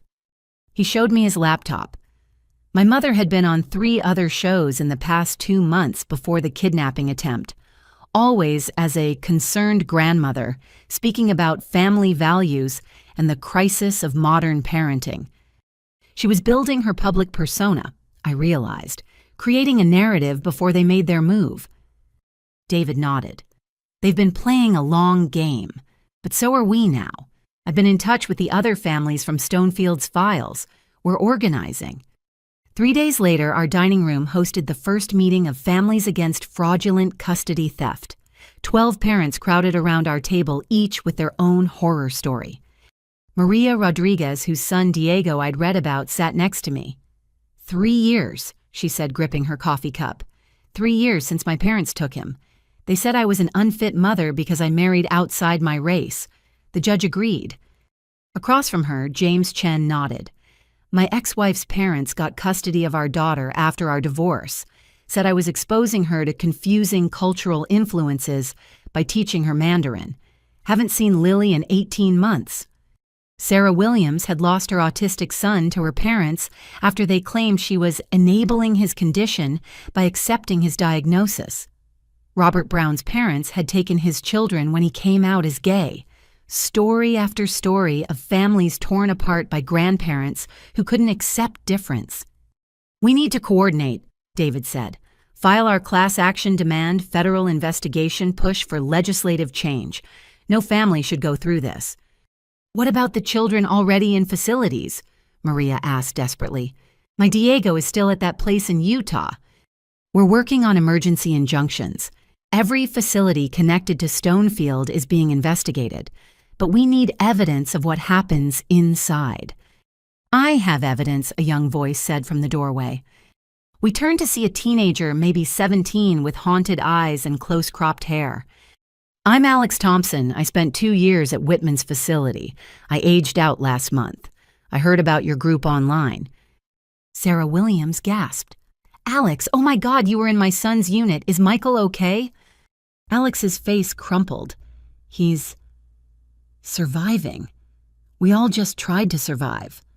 For the next hour, Alex told us about life inside Whitman's facility, the isolation cells for children who mentioned their parents, the identity correction sessions where mixed-race children were forced to choose one heritage, the punishment for speaking languages other than English, the medication forced on children to make them compliant. "Michael's strong," Alex told Sarah. "He remembers you. We all helped each other remember our real families, even though we got punished for it." I was crying. We all were. These weren't just stories anymore. These were children, real children, being tortured for the crime of being loved by parents their grandparents disapproved of. "We're getting them out," David promised. All of them. That night, I found Emma and Jaden building a fort in the living room. "Can we sleep here tonight?" Emma asked. "Together?" "Bad dreams," I guessed. "Sometimes I dream they take us away," Jaden admitted. "But in the fort, we're safe." Marcus and I exchanged glances. Our children were showing signs of trauma from the attempted kidnapping. They needed normalcy, but how could we provide that when we were in the middle of a war? "How about we all camp out here tonight?" Marcus suggested. "Family fort." As we settled into the blanket fort, Emma asked, "Why do Grandma and Grandpa hate us?" "They don't hate you," I said carefully. "They're confused about what love means." No, Emma said firmly. Love means accepting people as they are, like you and Daddy do, like Nana Rose does. Grandma and Grandpa want to change us. That's not love. From the mouths of babes. The next morning brought a breakthrough. Detective Chen called with news from the FBI raid on Stonefield's computers. We found the whole network, email lists, payment records, correspondence with facilities across 12 states. Your blog post triggered dozens of tips. Grandparents are turning on each other, trying to cut deals. My parents, still maintaining innocence, but their financial records show payments to multiple facilities, consultants, even a judge. Which judge? Eleanor Whitfield, the one who called you. She's been taking bribes for favorable custody rulings for years. I felt a savage satisfaction. So she'll be arrested, already in custody, along with 14 others so far. This is huge, Keisha. You've exposed a massive criminal enterprise. But my parents remained free on bail and their lawyers were fighting back. They filed defamation suits claiming our blog post was libelous. They demanded supervised visitation, arguing that keeping grandchildren from grandparents was abuse. They even tried to get a restraining order against us, claiming we were harassing them. It's desperation, David assured us. They're throwing everything at the wall to see what sticks. Then came the interview request that changed our strategy. 60 Minutes wanted to do a segment on grandparent custody fraud featuring our story and others from our support group. After much debate, we agreed. The filming took place in our home with Emma and Jaden playing in the background while we told our story. The interviewer was thorough but compassionate, letting us explain not just what happened, but why it mattered. This isn't just about our family, I told the camera. It's about every family that doesn't fit someone else's narrow definition of normal.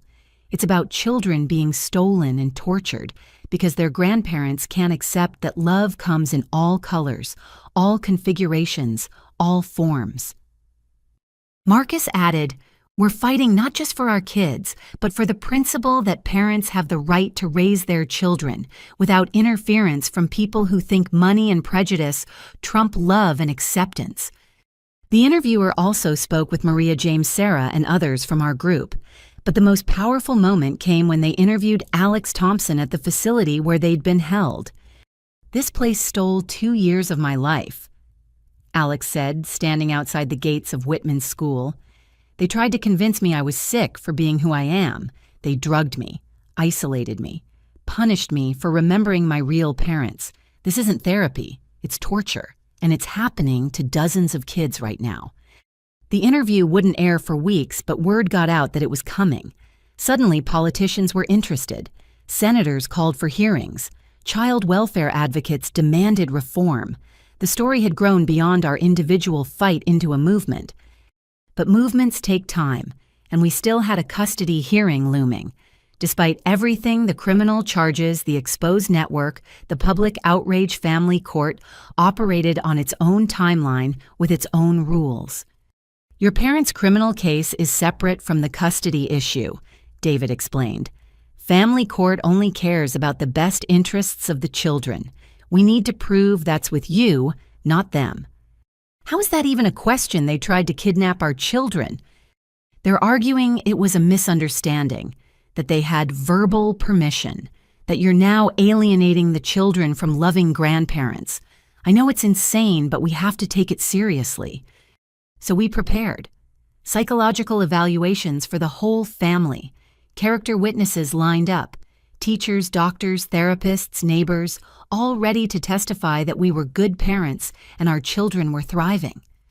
Emma and Jaden would have to meet with a guardian ad litem, a court-appointed advocate, who would make recommendations about their best interests. The thought of strangers evaluating our children made me sick, but we had no choice. "Just be yourselves," I told them the morning of the meeting. "Tell the truth. That's all we need." "The truth is we want to stay with you and Daddy," Emma said simply, "forever and ever. And that's what's going to happen." I promised, praying I was right. The war for our children had become a public battle, but the real fight would be in a courtroom where truth and lies would clash, where money and influence would test the strength of love and justice. We'd exposed the network, started a movement, given hope to other families. Now we had to win our own battle. For Emma, for Jaden, for every child who deserved to be loved exactly as they were. The custody hearing was in 1 week. 1 week to save our family. Game on. The guardian ad litem's name was Patricia Gonzalez, and she arrived at our house on a Tuesday morning with kind eyes and a worn leather briefcase. Unlike the CPS worker who'd come before, she radiated warmth and genuine concern. "I want you to know," she said, settling into our living room, "I've been doing this for 20 years. I've seen real abuse and real love. I know the difference." Emma and Jaden sat between Marcus and me, Emma holding her brother's hand protectively. They'd dressed themselves carefully that morning, Emma in her favorite purple dress, Jaden in the dinosaur shirt that made him feel brave. "Can I talk to each child separately first?" Patricia asked. "Then we'll all chat together." I wanted to say no to keep my babies within arm's reach, but David had coached us on this. Cooperation was crucial, so Emma went first, leading Patricia to the dining room with the confidence of a child who knew she was loved. Through the French doors, I could see them talking. Emma's hands moved animatedly as she spoke, occasionally pointing to family photos on the wall. At one point, she pulled out her tablet to show Patricia something that made the woman smile broadly. "She's showing off her science presentations," Jaden informed us. "She made one about our family tree that has everybody in it, even Daddy's foster families." My heart swelled. Of course, Emma had made our complicated family into a science project. That was so perfectly her. When it was Jaden's turn, he brought his collection of fox figurines. Patricia sat on the floor with him, letting him explain each one in detail. I watched him relax as he talked about his special interest, his hands steadying as he arranged the foxes in precise patterns. "You know what I love about foxes?" I heard him say. "They're all different colors, but they're all still foxes. Like people, we're all different, but we're all still family." Marcus squeezed my hand. Our 6-year-old had just explained diversity better than most adults could. After individual conversations, Patricia gathered us all together. "I'd like to see your normal routine. Don't perform for me, just be yourselves." So we did. Marcus helped with homework while I started dinner. Emma practiced piano while Jaden built elaborate Lego structures. We ate together, talking about our days, laughing at Jaden's fox facts, planning for Emma's upcoming school play. "This is nice," Patricia said as we cleared the table together. "Real, loving, exactly what children need." "Then why are we being investigated?" Emma asked boldly. "We didn't do anything wrong. Grandma and Grandpa did." Patricia's expression was carefully neutral. "Sometimes adults disagree about what's best for children. My job is to make sure the judge understands what you need and want." "We need our parents," Jaden said simply. "We want our family, that's all." That evening, after Patricia left with pages of notes and promises to recommend maintaining our current custody arrangement, David called with urgent news. "Sit down," he said. "This is big. Bigger than what we already know. Remember Alex Thompson, the teenager who aged out of Whitman's facility? They've been busy." He sent us a link to a website, Survivors of Grandparent Custody Theft. Alex had created a platform for children who'd been through the facilities to share their stories. In 3 days, over 200 testimonials had been posted. I read through them, each one more heartbreaking than the last. They told me my mom didn't want me anymore because I was too Mexican. I found out later she'd been fighting to get me back for 5 years. I was punished every time I mentioned being proud of my Black heritage. They said I was choosing wrong. My grandparents said my dad's homosexuality was contagious. I spent 3 years in conversion therapy. I was 9 when it started. They made me take pills that made me forget things. I can't remember my little sister's face anymore. But there was hope too. Stories of resistance, of secret networks within facilities where children helped each other remember their families. Stories of aging out and finding their parents again. Stories of healing and rebuilding. The FBI wants to interview all of them, David continued. This is evidence of systematic child abuse across state lines. We're talking federal prosecution for everyone involved. What about current children in facilities? Marcus asked. Are they getting them out? Emergency injunctions filed in 6 states. Facilities are being raided as we speak. Parents are being notified. It's happening, Marcus. The whole network is crumbling. I wanted to celebrate, but all I could think about were the children still trapped, still being told their families were wrong, still being medicated into forgetting love. The next morning brought another surprise. A package arrived with familiar handwriting. My Aunt Linda, my mother's sister, who'd been silent through all of this. Inside was a letter and a flash drive. Keisha. The letter began, I should have spoken up sooner. I've watched my sister descend into this madness for years, but I was too cowardly to intervene. No more. This drive contains recordings from family gatherings where Barbara discussed her plans. I thought she was just venting. I was wrong. Use this to protect your children. They deserve better than what our family has become. The recordings were damning. My mother at Christmas dinner calmly discussing how she'd fix my children once she had custody. My father calculating how much it would cost to properly educate them out of their confusion. Other relatives chiming in with suggestions and support. One recording stood out, a conversation between my mother and Dorothy Whitman from Thanksgiving. The mixed-race ones are easiest to reprogram, Whitman's voice said. They're already confused about identity. We just guide them toward the correct choice. And Jaden's autism. Behavioral modification works wonders. 6 months of intensive therapy, and he'll learn to suppress those tendencies. Act normal even if he isn't. Whatever it takes, my mother replied. I won't have defective grandchildren. I had to pause the recording to cry. Defective. She'd called my perfect, brilliant, loving son defective. We're adding this to evidence, David said when I called him. Your aunt's willing to testify. The letter says she'll do whatever's necessary to make things right. That afternoon, while the kids were at school, Marcus and I met with the federal prosecutor assigned to the grandparent trafficking case. Janet Morrison was a force of nature in a power suit with eyes that had seen too much but still burned with righteous fury. Your blog post started an avalanche, she told us. We've identified over 300 families affected by this network, millions of dollars exchanged, children transported across state lines, facilities operating without proper licenses, judges taking bribes. This is one of the largest child trafficking cases we've ever prosecuted. When you say trafficking, I couldn't finish the sentence. That's what it is. Children being sold from their parents to their grandparents with lawyers and facilities profiting. It's trafficking, and we're going to prosecute it as such. What about our parents specifically? They're looking at federal charges for conspiracy to commit kidnapping, wire fraud, and trafficking. Combined with state charges, they could face decades in prison. Decades. My parents, who'd spent their lives maintaining perfect reputations, could die in prison. I waited to feel sympathy. It didn't come. Good, Marcus said firmly. They deserve every day of it. That evening, the news broke wide open. FBI raids across 12 states, facilities shut down, children reunited with parents, lawyers arrested, judges removed from the bench.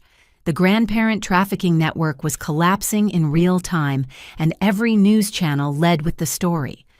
Our phone rang constantly, reporters, supporters, other families. Emma and Jaden watched the chaos with wide eyes. Are we famous? Emma asked. Our story is famous, I corrected, because it's helping other families. Like superheroes, Jaden decided. We're helping save kids from bad guys. Yeah, Marcus agreed, ruffling his hair. Exactly like superheroes. But we still had our own battle to fight. The custody hearing was in 3 days, and despite everything, the criminal charges, the exposed network, the guardian ad litem's recommendation, we couldn't assume victory.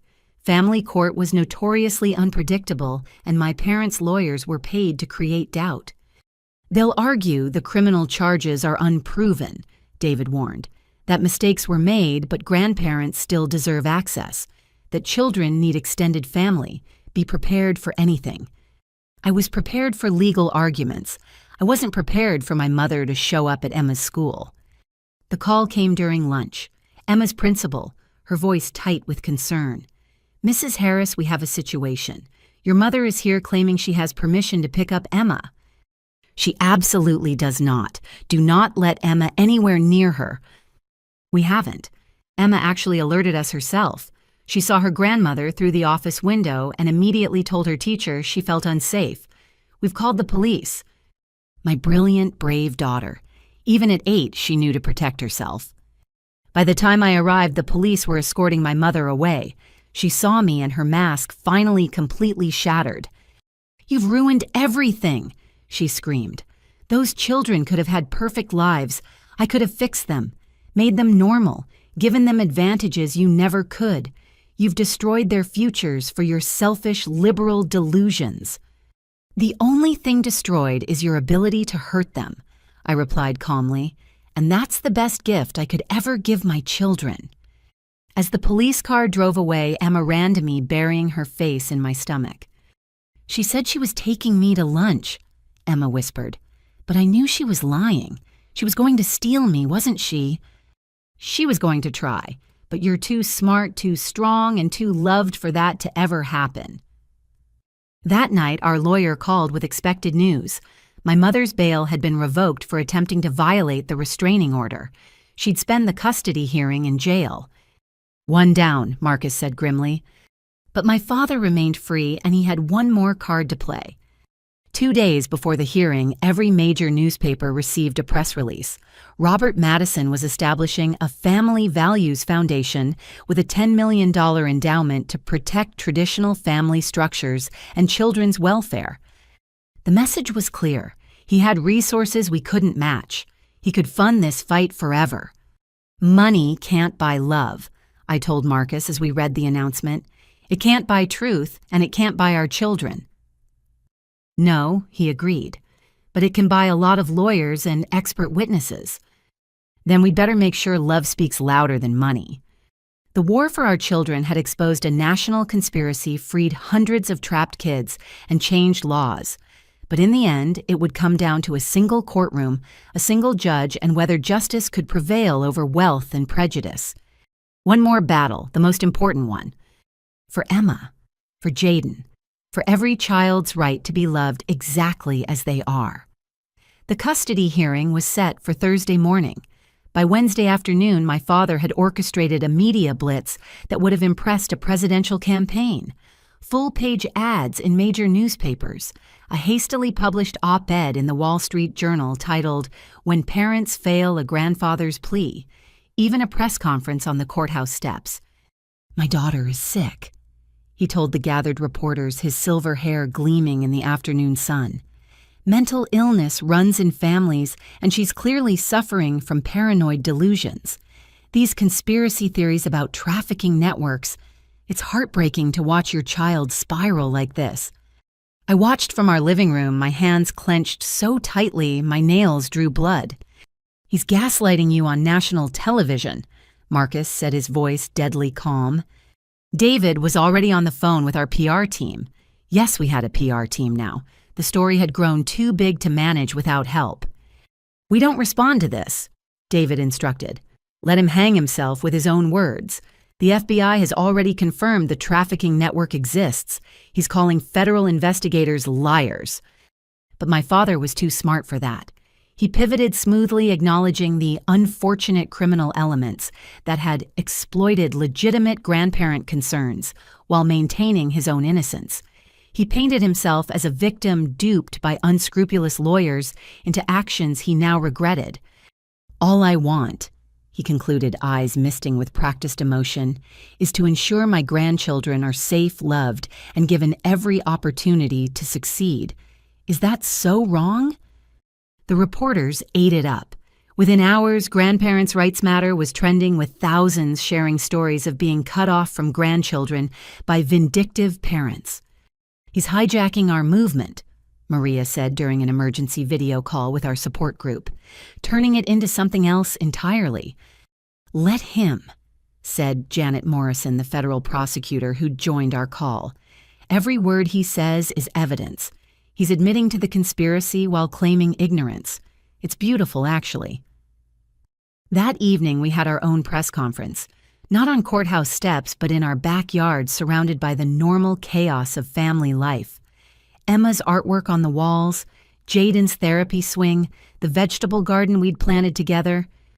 "This is what my father wants to destroy," I said, simply gesturing to our home. Not because it's harmful, but because it doesn't match his vision of what a family should look like. He sees my brilliant daughter and wants to erase half her heritage. He sees my amazing son and wants to fix him instead of celebrating him. That's not love. It's not even concern. It's control. Marcus stood beside me, solid and steady. "We're not perfect parents. No one is. But we love our children unconditionally.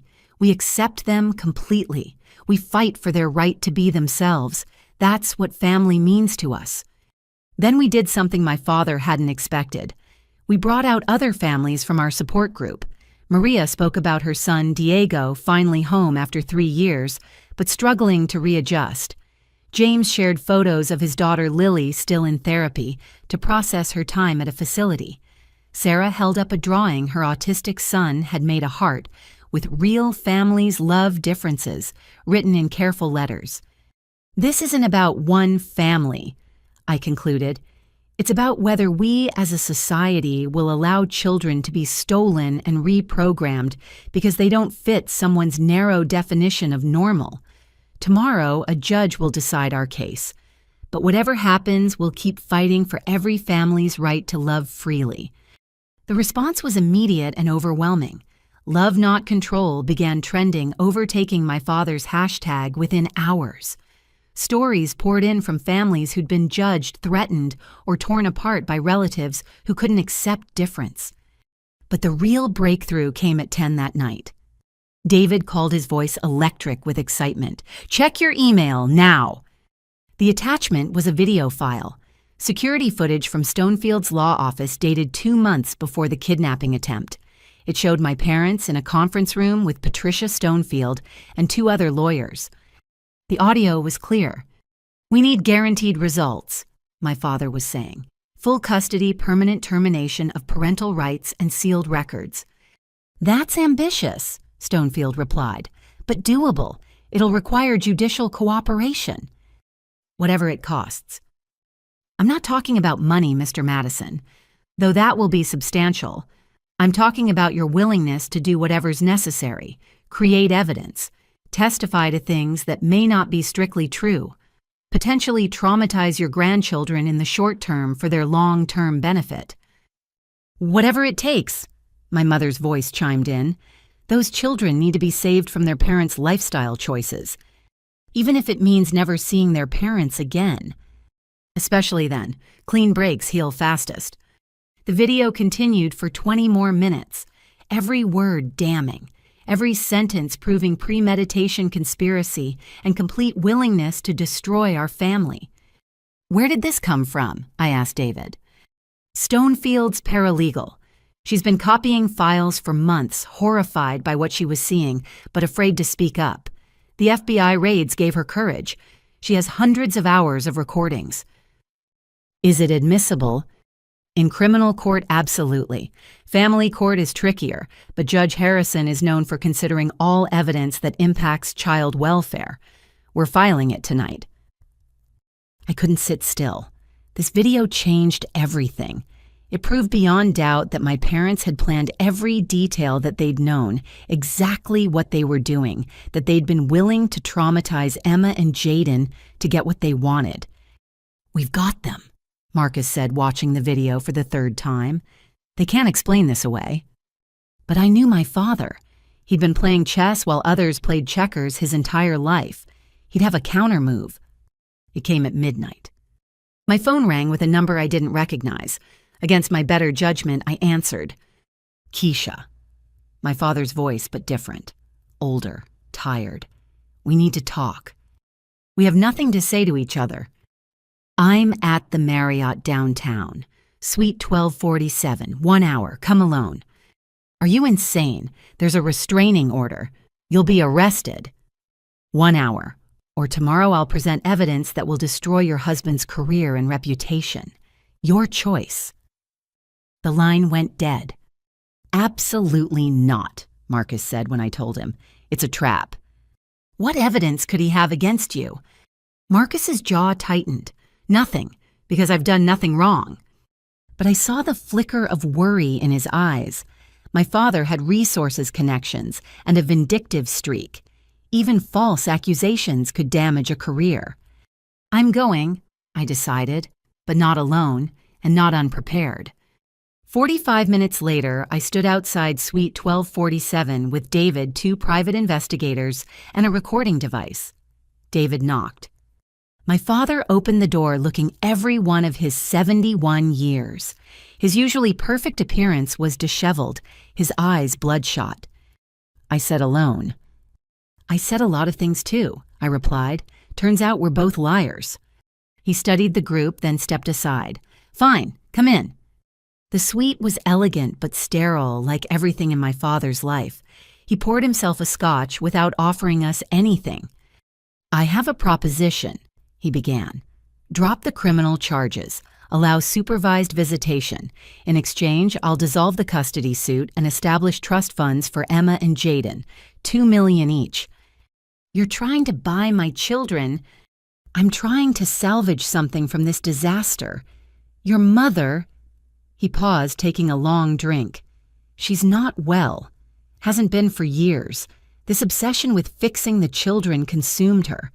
I went along because I always go along. 50 years of marriage creates patterns. You're blaming Mom. You were on that video planning everything. I was trying to manage her obsession, channel it into something legal. I never wanted it to go this far.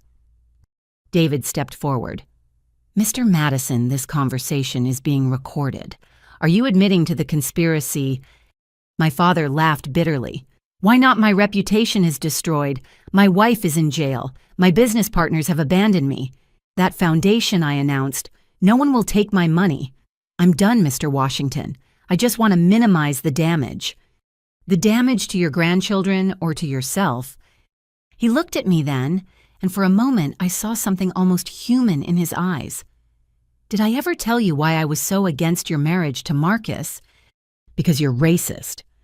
Because I was terrified. My whole life was built on fitting in, following rules, being what was expected.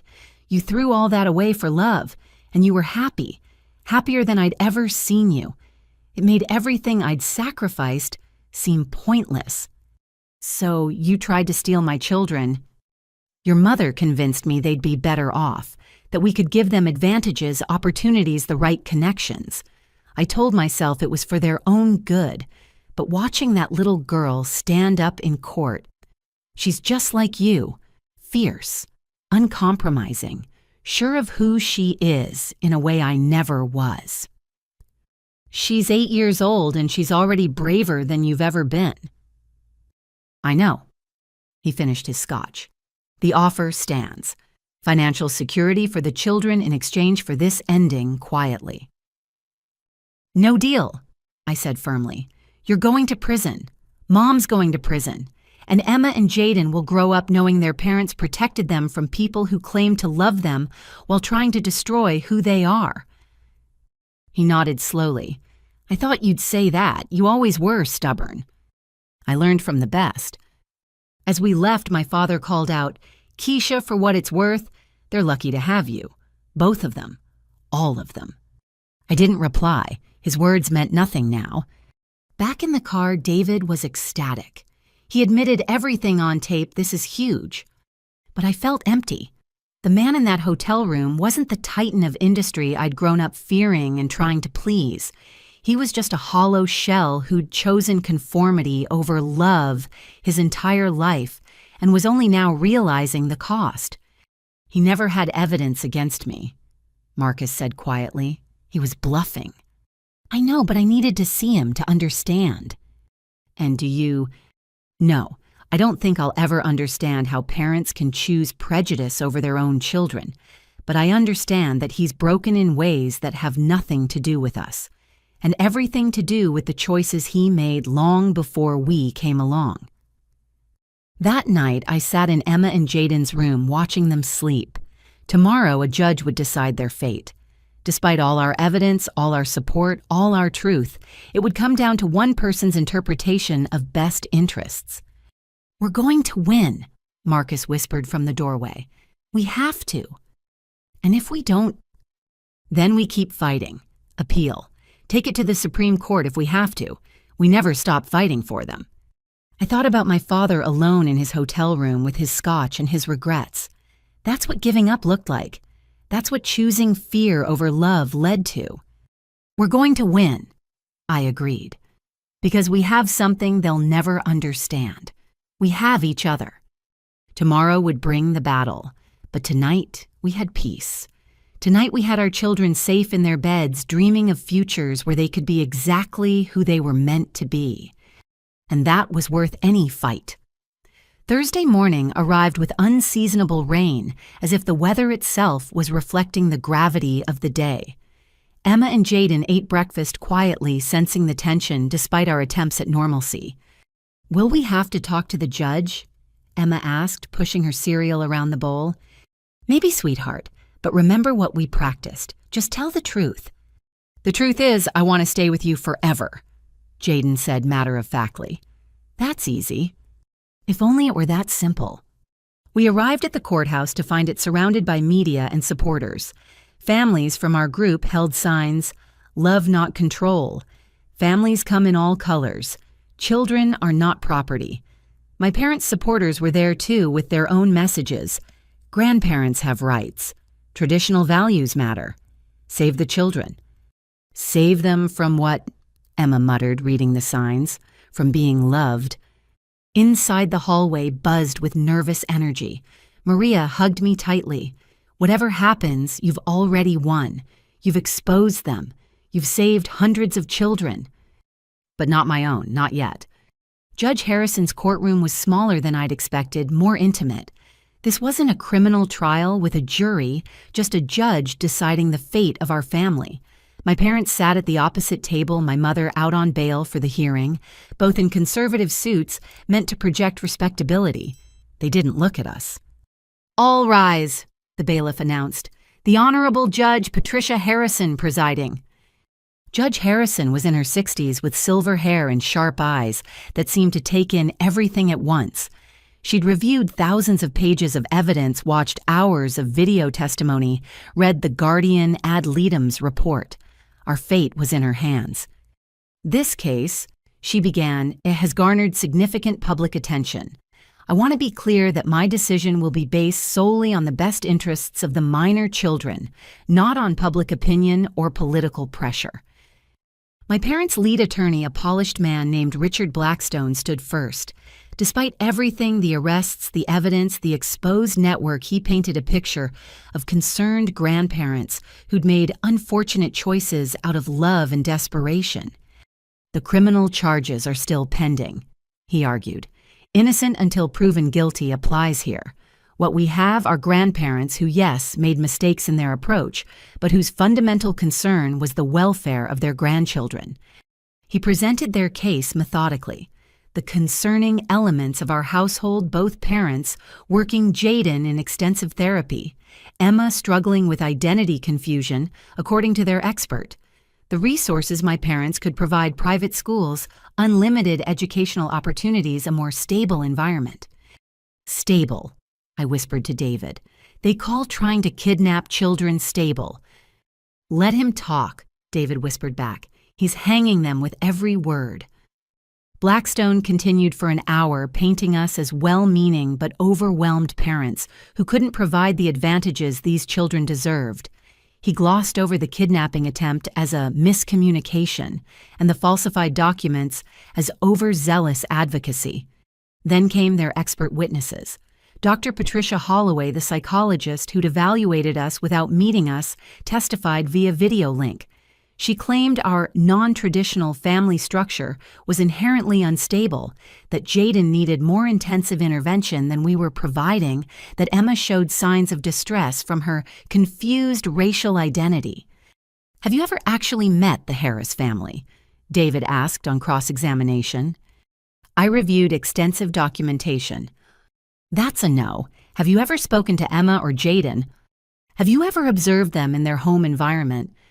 "That wasn't necessary for my evaluation." "So you diagnosed an entire family based on cherry-picked photos and biased reports from grandparents who were actively planning to kidnap these children?"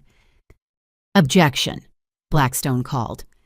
"Sustained," Judge Harrison said, but her eyes remained on Dr. Holloway. "Doctor, on what specific evidence did you base your conclusion that these children were at risk?" Holloway fumbled through notes, citing things like Jaden's therapy schedule proof we were addressing his needs, Emma's advanced academics somehow a sign of pressure, and our modest lifestyle as if love required wealth. When our turn came, David was brilliant. He presented the video from Stonefield's office, the recordings my aunt had provided the evidence of the nationwide trafficking network. He brought in our own witnesses, teachers who praised our involvement, therapists who detailed the children's progress, neighbors who'd watched us build a loving home. Patricia Gonzalez, the guardian ad litem, gave powerful testimony. "In 20 years of this work, I've rarely seen a family as bonded as the Harrises. Emma and Jaden are thriving, confident, articulate, secure in their identities and their parents' love. The only trauma they've experienced came from their grandparents' actions." Then came the moment I dreaded and hoped for in equal measure. "Your Honor," David said, "Emma and Jaden Harris have asked to address the court." Judge Harrison considered, "This is highly unusual for children so young." "These are unusual circumstances, Your Honor. These children have shown remarkable maturity throughout this ordeal. They deserve to be heard." "I'll allow it, but I'll speak with them in chambers with only the guardian ad litem present." My heart broke as Emma and Jaden stood holding hands. Emma whispered something to her brother, and he nodded.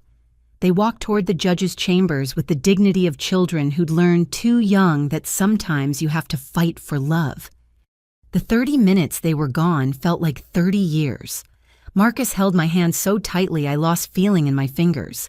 My parents sat rigidly whispering with their attorneys. When the doors opened, Emma and Jaden emerged with tear-stained faces but heads held high. They walked directly to us, ignoring everyone else, and buried themselves in our arms. "We told her everything," Emma whispered, "about the suitcases and the plane tickets and how Grandma said we were broken. We told her we want to stay with you forever."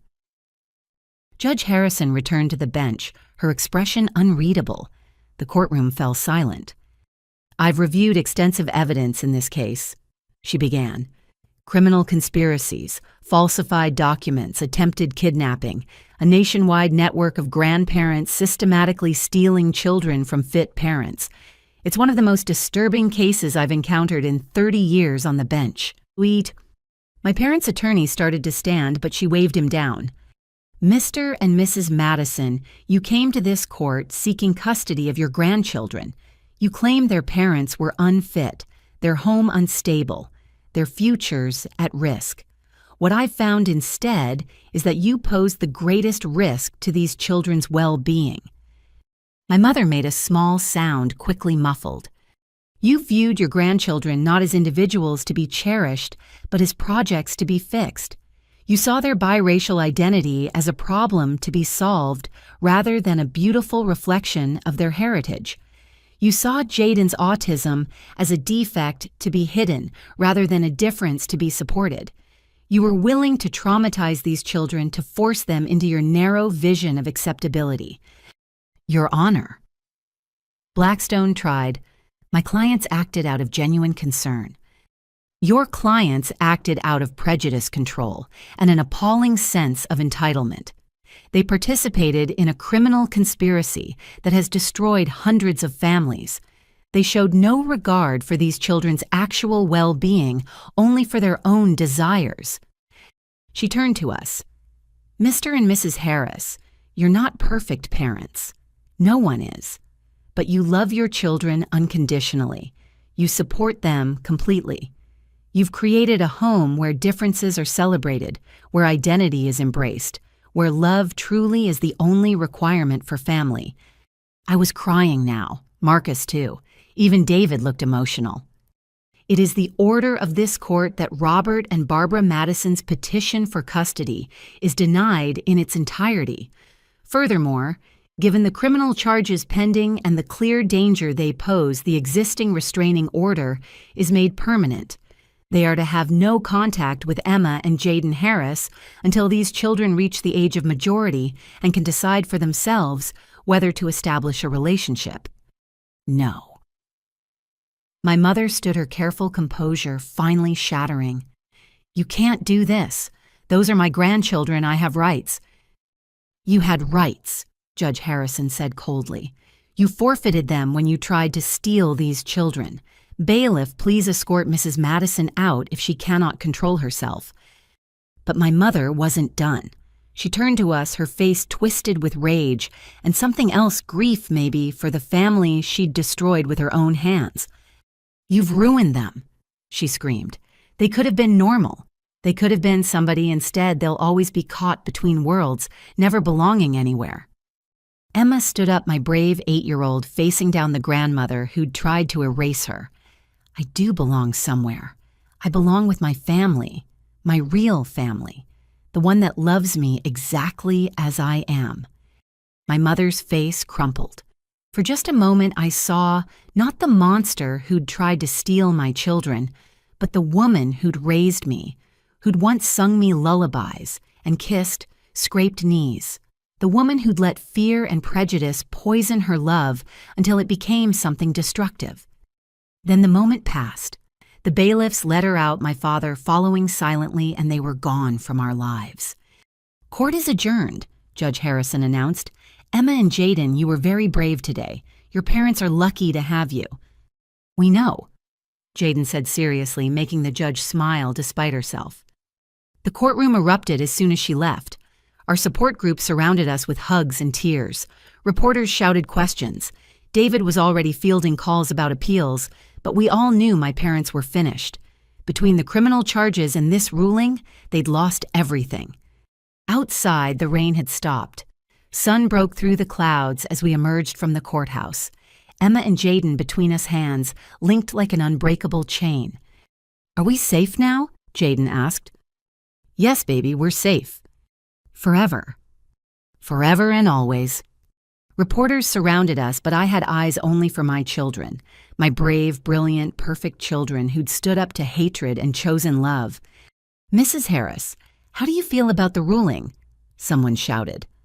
I looked at my family, Marcus stalwart and steady, Emma fierce and proud, Jaden unique and wonderful, and found my voice. I feel grateful. Grateful for a judge who saw the truth. Grateful for a legal system that, despite its flaws, protected our children. Grateful for everyone who stood with us. But mostly, I'm grateful for these two amazing kids who taught us all that love doesn't need to look any particular way, it just needs to be real. What's next for your family? Marcus answered that one. Homework, piano practice, Fox documentaries, normal life, beautiful, chaotic, normal life. And helping other families, Emma added.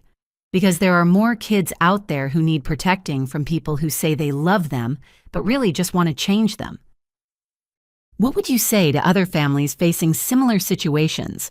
Another reporter asked. Fight, I said simply. Fight for your children. Fight for your right to love as you choose. Fight against anyone who tells you your family is wrong because it doesn't match their picture. And remember, love wins. It's harder, it takes longer. But love wins. As we walked to our car, Emma tugged on my hand. Mommy, I know Grandma and Grandpa did bad things, but I still feel sad for them. Why's that, baby? Because they had us, all of us, and they threw us away for stupid reasons. They chose being mean over being family.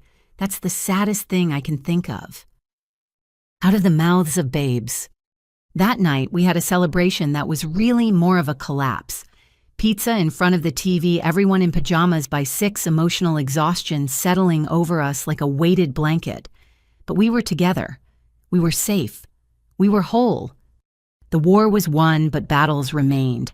Criminal trials, civil lawsuits, therapy to help Emma and Jaden process their trauma, work to change laws and protect other families. But those were tomorrow's fights. Tonight I held my children and my husband and knew that we'd done the impossible. We'd stood against wealth and prejudice and systemic corruption, and we'd protected our family. Love had won, just like I'd promised it would.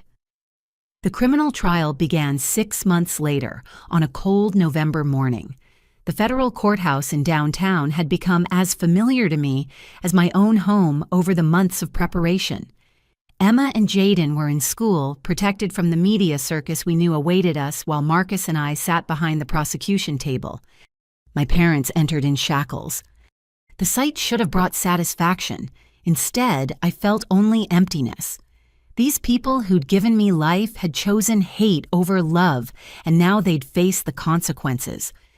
The United States versus Robert Madison, Barbara Madison, Patricia Stonefield, and 37 co-conspirators read like a movie title, but it represented hundreds of destroyed families.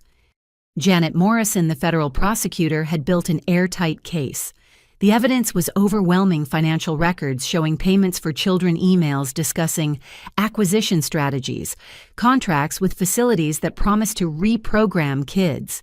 But it was the testimony that truly damned them. One by one, parents took the stand. Maria Rodriguez went first, describing 3 years of fighting to get Diego back, while her parents told everyone she'd abandoned him. James Chen broke down, talking about his daughter Lily's nightmares after 18 months in a facility. Sarah Williams showed pictures of her son before and after, a bright, happy autistic child transformed into a shell of himself by therapeutic intervention. But it was the children's testimony that destroyed any sympathy the jury might have felt for the grandparents. Alex Thompson, now 18, described years of torture disguised as therapy. They told me my parents didn't want me because I was gay. They said if I could just be normal, maybe someone would love me again. I tried to kill myself 3 times in that place. Diego Rodriguez, finally home, but still healing, testified via closed-circuit TV. They made me choose between being Mexican and being white. Said I had to pick one. When I said I was both, they put me in isolation for a week. Lily Chen spoke barely above a whisper. They said speaking Chinese was why I was confused. They punished me every time I remembered words my dad taught me. Now I can't remember any of them. They stole my father's language from me. When it came time for the defense, my parents' attorneys tried everything. They claimed mental health issues, manipulation by Stonefield, genuine belief they were helping. They painted my parents as victims of a predatory lawyer who'd exploited their concerns. But then the prosecution played the video from Stonefield's office, my parents calmly discussing how to eliminate Marcus and me from the children's lives. My mother saying Emma and Jaden would thank them someday for saving them from their defective parents. My father calculating exactly how much he was willing to pay to purchase his grandchildren like property. The jury deliberated for exactly 93 minutes. Guilty on all counts. My mother sobbed. My father stared straight ahead, his face granite. Stonefield looked shocked, as if she'd really believed her money and connections would save her. During victim impact statements, I stood before the court with photos of Emma and Jaden. "These are my children," I began. Emma, who dreams of being a scientist and changing the world. Jaden, who knows more about foxes than most zoologists and loves with his whole heart. They're perfect exactly as they are. Mixed-race, neurodivergent, completely themselves. I turned to my parents. You could have been part of their lives. You could have loved them as they are. Instead, you saw them as problems to be solved, mistakes to be corrected. You traumatized them because they didn't fit your narrow definition of acceptable. My voice grew stronger, but you failed. Emma and Jaden know who they are. They know they're loved. They know their worth isn't determined by their race or their neurology or anyone else's prejudices. You tried to steal our children, but all you did was show them how strong love really is." I looked at the other families in the gallery. Every child you stole, every family you destroyed, every life you shattered, we're all still here, still fighting, still loving. You lost the moment you chose control over compassion. The sentencing was swift. 25 years for Stonefield with no possibility of parole for 15, 18 years each for my parents. The facilities were shut down, their operators facing their own trials. Judges who'd taken bribes were removed from the bench and prosecuted. As they led my parents away, my mother looked back one last time. Our eyes met across the courtroom, and I saw something break in her, the realization perhaps of all she'd thrown away. Then she was gone, and I knew I'd never see her again. Outside the courthouse, families celebrated justice finally served. Media from around the world covered the verdict, but I felt no joy, only relief and exhaustion. "It's over," Marcus said, pulling me close. "The trial's over. The healing's just beginning." That evening, we told Emma and Jaden about the verdict in simple terms. Their grandparents had done bad things and would be in time out for a very long time. "Will they say sorry?" Jaden asked. "I don't know, buddy. Sometimes people who hurt others never understand what they did wrong." Emma was thoughtful. "I hope someday they understand. Not for us, we're okay, but for them. It must be awful to have so much hate inside you that you can't see love when it's right in front of you." My wise, compassionate daughter. Despite everything they'd been through, both kids had emerged with their ability to love intact. That was the real victory. The next months brought a whirlwind of changes. Our story became a catalyst for legislative reform. Emma and Jaden's law passed in our state, then others strictly limiting grandparent custody claims and requiring extensive investigation of any allegations against fit parents. I testified before Congress about the need for federal oversight of troubled teen facilities.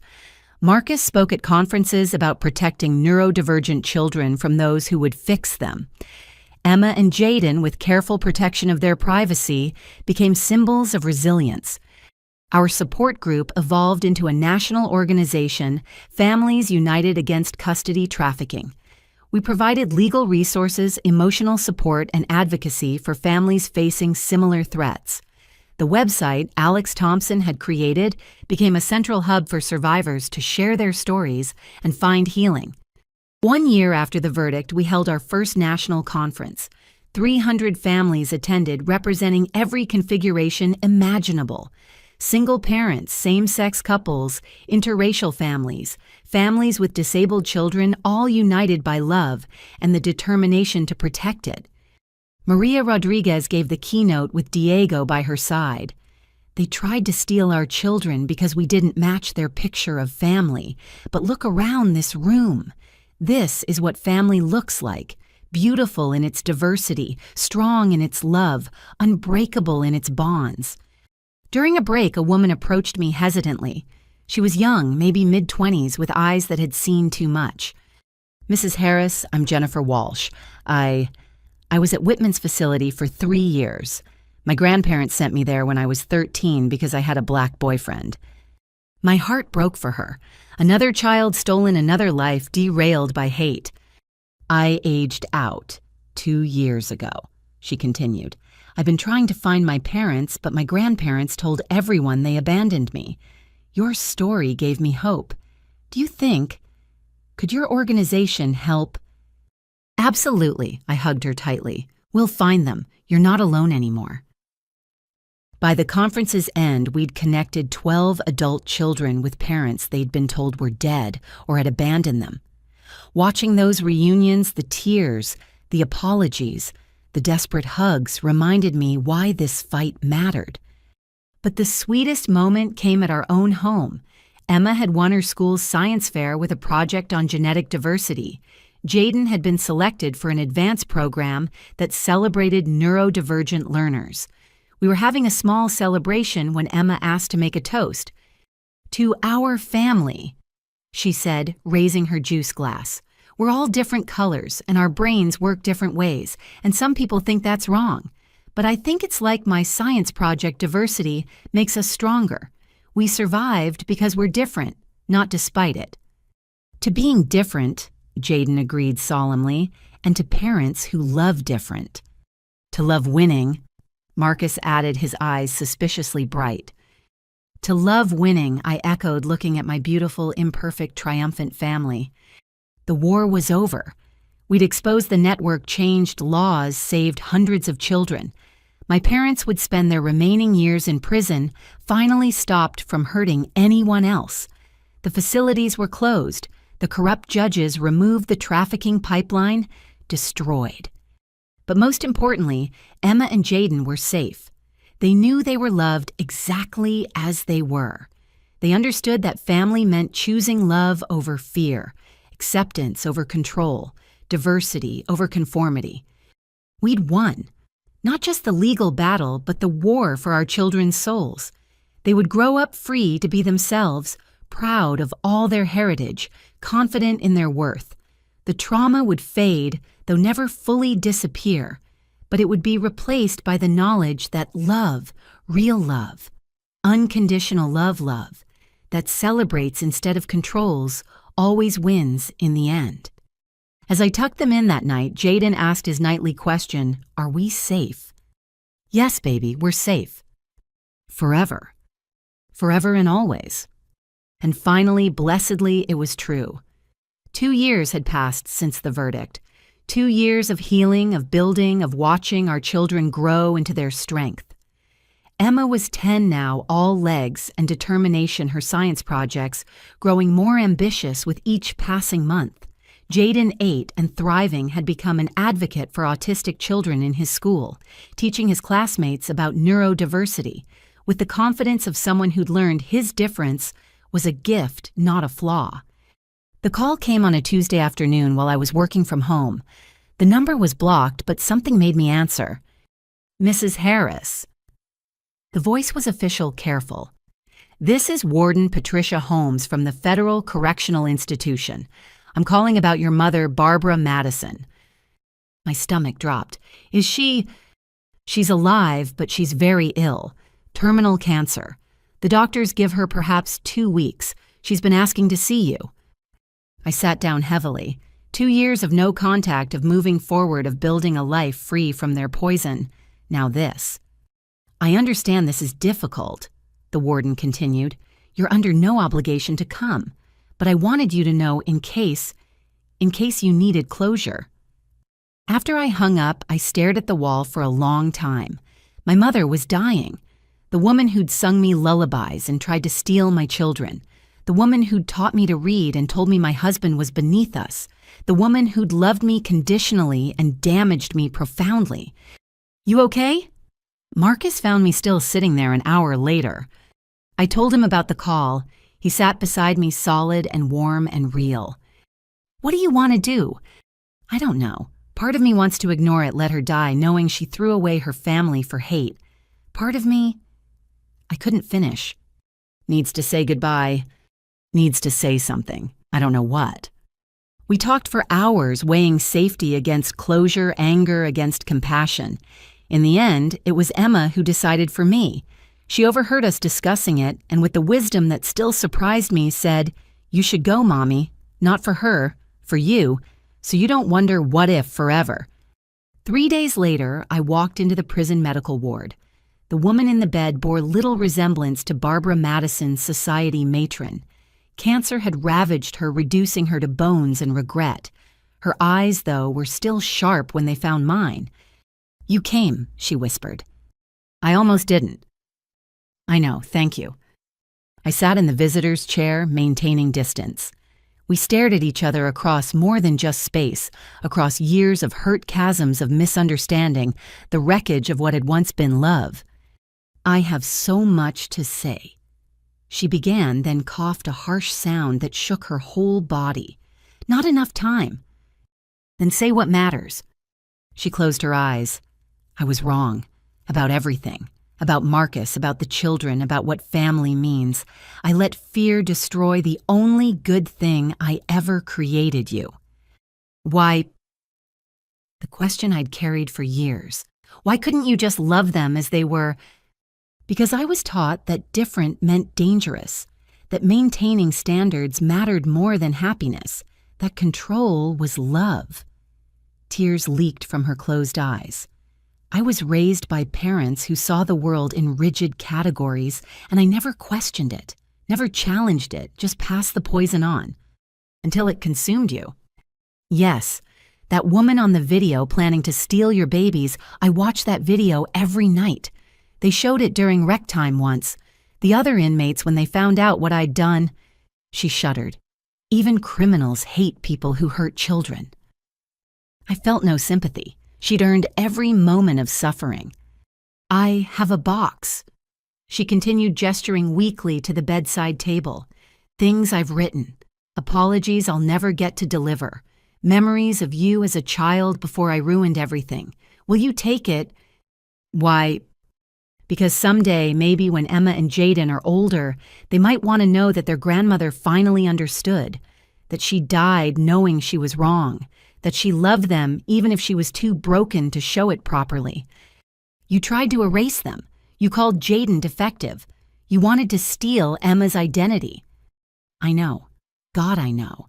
And I'll die knowing I traumatized children I should have protected.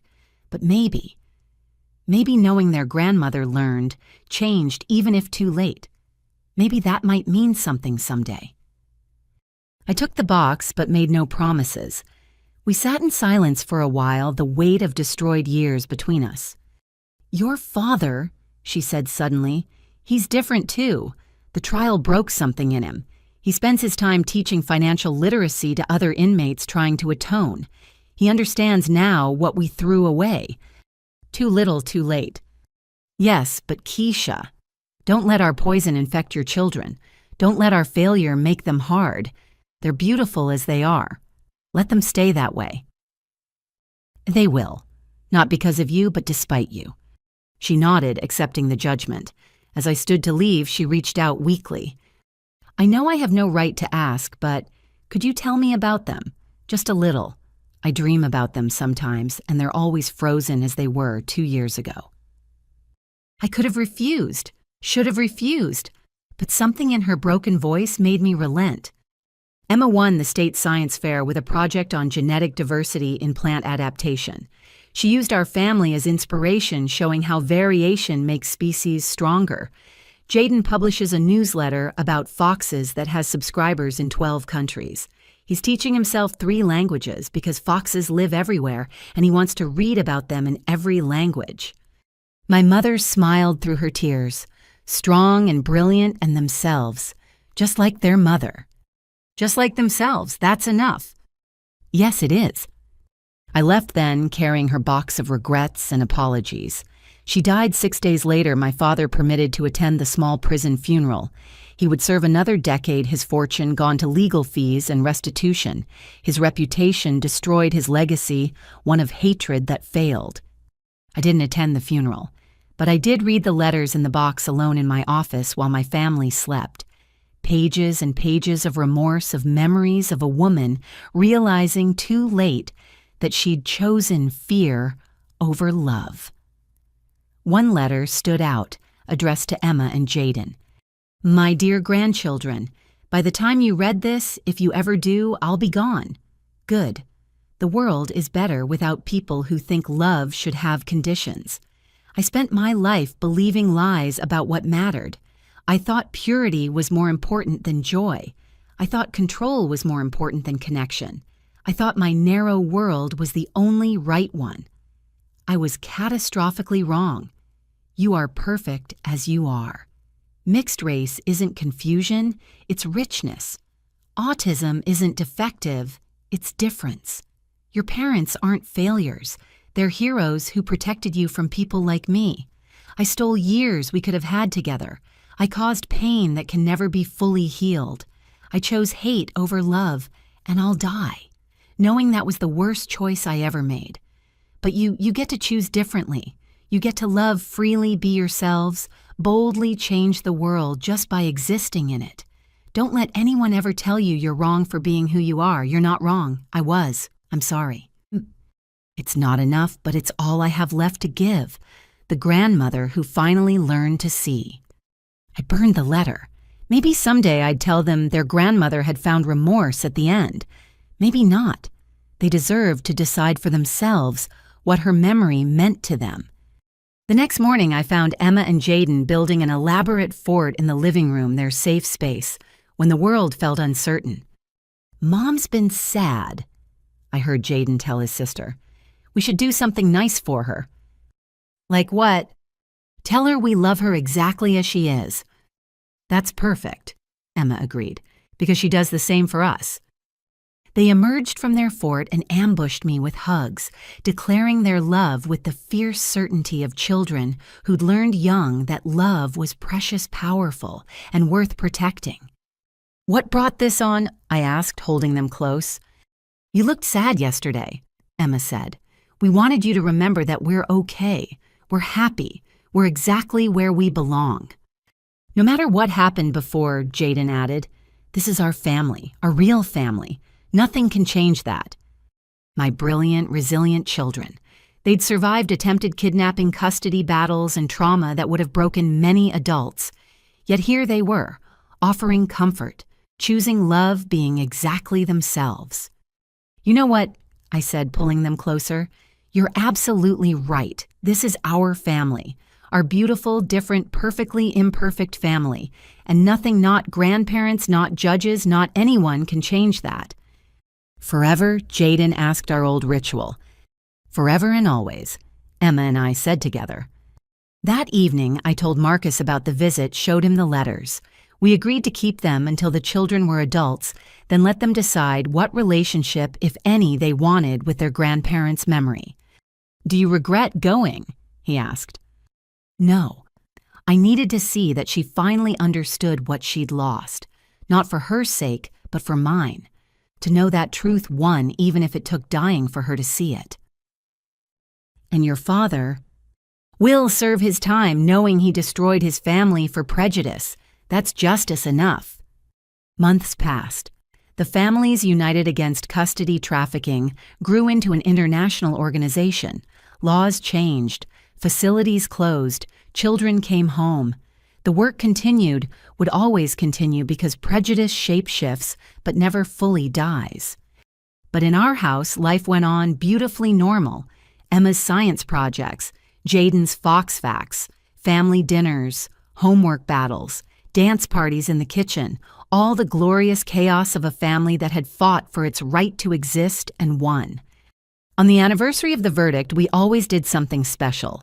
This year, Emma suggested we visit other families from our support group, a reunion of sorts. Watching dozens of children play together, all colors, all configurations, all perfect in their difference, I felt the last of my anger dissolve. My parents had tried to steal our children because they couldn't see beauty in diversity. They'd failed. These children running and laughing and being gloriously themselves were proof that love wins. Different wins. Family in all its forms wins. "You did this," Maria said, standing beside me as our children played. "You stood up first. You gave us all courage." We all did this. Every parent who fought, every child who survived, every person who said, "This is wrong," and demanded better. As the sun set on our gathering, I watched Emma teaching younger kids about genetics, while Jaden led an impromptu Fox documentary screening. My children using their interests to connect with others, building bridges where their grandparents had tried to build walls. This was our legacy, not the pain, not the trial, not the years of fighting. This children free to be themselves, families free to love as they chose a world a little bit safer for difference. My mother died believing she'd failed. She had, but not in the way she feared. She'd failed to break us. Failed to steal our children's identities, failed to make us ashamed of who we were. In every way that mattered, we'd won, and we'd keep winning one loved child at a time, forever and always. 1 year after my mother's death, spring arrived with unusual warmth and the promise of new beginnings. Emma, now 11, had evolved into a fierce advocate for multiracial identity, starting a diversity club at her school that had grown to 40 members. Jaden, 9, had been selected to present his Fox research at a youth science symposium, the youngest presenter in the event's history. "Mom, I need to interview you," Emma announced, one evening, tablet in hand and determination in her eyes. "What for?" "I'm writing an essay for the National Diversity Conference about families that survived attempts to erase them. I want to use our story." I set down my coffee carefully. We'd always been open with the kids about what happened, but they'd never wanted to dive deep into the details before. "Are you sure you're ready for that? It's a heavy topic." "I'm ready. I need to understand it to help other kids who might be going through the same thing." So we talked. For hours, I answered her questions about why her grandparents had acted as they did, about the network of families we'd helped expose, about the strength it took to stand against your own blood for your children's sake. "Were you scared?" she asked. "Terrified, every single day until the judge made her ruling. But you didn't let it show." "Sometimes being brave means being scared and doing what's right anyway." She typed furiously, then looked up with those eyes that saw too much. "Do you think they ever really loved us? Or were we always just wrong to them?" "The hardest question. I think they loved the idea of you, the grandchildren they imagined you could be, but they never took the time to love who you actually are. That was their loss, not yours." That night, Marcus found me crying in our bedroom, overwhelmed by the conversation. "She's too young to carry this story," I said. "She's strong enough. Look at her. She wants to use our pain to help others. She's taking something terrible and making it meaningful. That's healing, Keisha." He was right. Over the following weeks, Emma interviewed every member of our support group willing to talk. She compiled stories of survival of families who'd fought and won, of children who'd maintained their identities despite attempts to erase them. Her essay, "Love is Not Control: How Families Survive Identity-Based Custody Theft," won first place at the conference. But more importantly, it sparked a youth movement. Children who'd been through similar experiences started connecting, sharing, healing together. Jaden, meanwhile, channeled his experience differently. He created a comic series called The Fox Family, about a diverse group of foxes who had to protect their den from wolves who thought only red foxes were real foxes. "It's metaphorical," he explained seriously, showing me his latest panels, "but also scientifically accurate about fox behavior." The comic went viral after his teacher shared it online. Soon we were getting messages from parents using it to explain discrimination and acceptance to their children. A publisher reached out wanting to turn it into a book series. "What do you think?" I asked him. "It's a big decision." "Will it help kids understand that different is okay?" "Probably." "Then yes, but I want to donate some money to help families still fighting." My heart burst with pride. Both my children had taken their trauma and transformed it into purpose. The publishing deal led to unexpected opportunities. Schools invited us to speak about our experience. Media outlets wanted updates on the family that had exposed the grandparent trafficking network. We were selective, always prioritizing the kids' privacy and well-being, but when it felt right, we shared our story. One speaking engagement changed everything. We were at a conference for child welfare attorneys when a young woman approached me afterward. "Mrs. Harris, I'm Rebecca Thompson, Alex Thompson's sister." I remembered Alex, the brave teenager who'd first exposed what happened inside the facilities. "How are they?" "Thriving. They're in law school now, planning to become a children's rights attorney. But that's not why I'm here." She took a deep breath. "I work for the Department of Justice now. We're creating a new task force specifically focused on identity-based custody theft. We want you to be an advisor." "Me?" "You and the other parents from your group. You understand this issue better than anyone. You've lived it. We need your expertise to make sure this never happens again." I accepted immediately. The work was hard, reviewing cases, proposing policy changes, training investigators to recognize the signs of custody trafficking, but it was also healing. Every family we helped felt like reclaiming a piece of what had been stolen from us. Marcus threw himself into advocacy too, focusing on protecting neurodivergent children in custody disputes. He worked with autism organizations to create guidelines for judges, ensuring they understood that different neurologies weren't deficits to be fixed. Our home became a hub for the movement, strategy meetings in the dining room, support groups in the living room, always with Emma and Jaden at the center, reminding us why the work mattered. One evening, as I was preparing dinner, Jaden came to me with an unusual request. "Mom, I want to visit Grandpa in prison." I nearly dropped the pot I was holding. "Why, baby?" "I've been thinking about forgiveness, not for him, but for me. I don't want to carry anger forever. I want to tell him that I'm okay, that he didn't break me. Maybe that would help both of us." That's a very mature thought. Let me discuss it with Dad and think about it, okay? The debate went on for weeks. Marcus was initially against it, worried about re-traumatizing Jaden. Our therapist helped us work through the options. In the end, we decided to let Jaden make the choice with support. The visit was arranged for a Saturday morning. I went with him while Marcus stayed home with Emma, who had no interest in seeing the man who'd tried to erase her.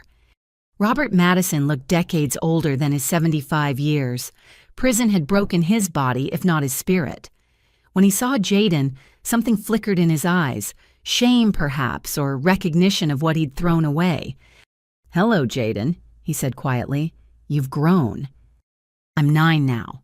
I study foxes and speak 3 languages and have friends who like me exactly as I am." My father, I still struggled to think of him that way, nodded slowly. "Your mother told me. I'm glad." "I came to tell you something." Jaden continued, his voice steady despite his stimming hands. "You tried to change me because you thought I was broken. But I'm not broken. I'm autistic. That's not wrong, it's just different. And different is okay. I know that now." "Do you really?"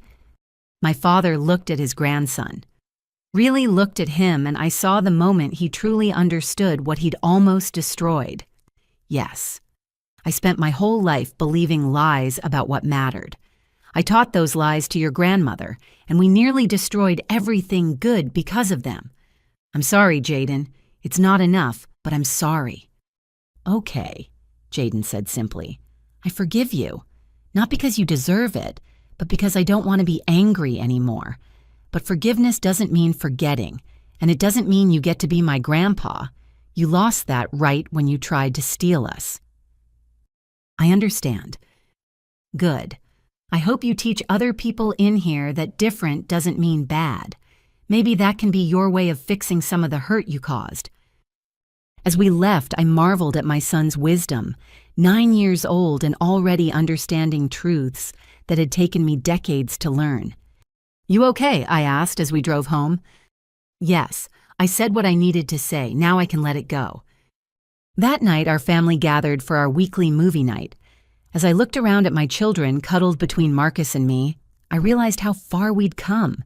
From a family under siege to a family that had not just survived, but transformed trauma into purpose. "I love you guys," Emma said suddenly apropos of nothing. "Our weird, wonderful, exactly right family." "Even when I info dump about foxes," Jaden asked. "Especially then." "Even when I get obsessed with science projects." "Especially then." "Even when we make you attend boring conferences and meetings," I added. "Well," she pretended to consider. "Yeah, even then, because you're doing it to help other families be as happy as ours." Marcus pulled us all closer. "You know what I love most about our family? We're exactly who we're supposed to be. Not who anyone else wanted us to be, but who we are. Forever." Jaden asked our old ritual taking on new meaning. "Forever and always," we all said together. The movie played, but I wasn't watching. I was thinking about the journey that had brought us here, the pain that had transformed into purpose, the fear that had become fuel for change, the attempt to destroy us that had only made us stronger. My parents had been wrong about so many things, but their greatest error was believing that love meant control, that family meant conformity, that children were possessions to be molded rather than individuals to be celebrated. Real love. The love that filled our home meant accepting each other completely. It meant Emma's brilliant mind and mixed heritage were gifts, not problems. It meant Jaden's autism was part of who he was, not something to be cured. It meant Marcus and I could build a family that looked nothing like what we'd grown up with and have it be absolutely perfect. The movement we'd helped start had saved hundreds of families. Laws had changed. Attitudes were shifting. Children were safer because we'd refused to let our story end in tragedy. But the greatest victory was smaller, quieter. It was Emma confidently explaining her identity to anyone who asked. It was Jaden flapping his hands with joy without shame. It was Marcus and I building a love that crossed every boundary others had tried to put between us. It was this moment all of us together whole and healed and happy. We'd won. Not just the court case or the criminal trial, but the deeper battle for our children's souls. They knew who they were. They knew they were loved. They knew they were exactly right, exactly as they were. And that victory was worth every moment of pain it had taken to achieve it. 5 years had passed since that terrible night when my parents tried to steal our children. 5 years of healing, growing, and transforming our pain into purpose. Emma was now 13, a poised young woman who spoke at conferences with the confidence of someone twice her age. Jaden, 11, had published his first book in the Fox Family series and was working on his second while maintaining his research on actual fox behavior. I stood before Congress on a crisp October morning prepared to testify about the Protecting Families from Fraudulent Custody Claims Act legislation our movement had spent 3 years crafting. My name is Keisha Harris. I began looking out at the assembled representatives. 5 years ago, my parents tried to kidnap my children because they couldn't accept that families come in all colors, all configurations, all beautiful forms of love. Today, I stand here not as a victim, but as a voice for the thousands of families who've faced similar attacks. I spoke for 20 minutes laying out the systematic nature of identity-based custody theft, the network we'd exposed the children still recovering from facilities that tried to erase who they were. When I finished the committee chair, a grandmother herself had tears in her eyes. Thank you, Mrs. Harris. Your courage has saved countless families. We'll be voting on this bill next week, and I'm confident it will pass unanimously. Outside the Capitol, Marcus waited with Emma and Jaden. They'd insisted on coming, wanting to witness this moment of their story becoming part of changing America. How'd it go? Emma asked, though her grin suggested she already knew. I think we're going to win this one. Another victory for the Fox family, Jaden declared, making us all laugh. That evening, back in our hotel, my phone rang with an unexpected call. Keisha, this is Aunt Linda. My mother's sister, who'd provided crucial evidence during the trial. We'd stayed in touch, but calls were rare. I wanted you to know, she said softly, your father passed away this morning. Heart attack in prison. I sat down, slowly processing the news. My father was dead. The man who'd taught me to ride a bike and tried to steal my children. The man who'd walked me down the aisle and plotted to destroy my marriage. How do you feel? Marcus asked after I'd shared the news. I don't know. Empty, relieved, sad for the relationship we never got to have. All of that sounds normal. I told the kids the next morning over breakfast. Their reactions were as different as they were.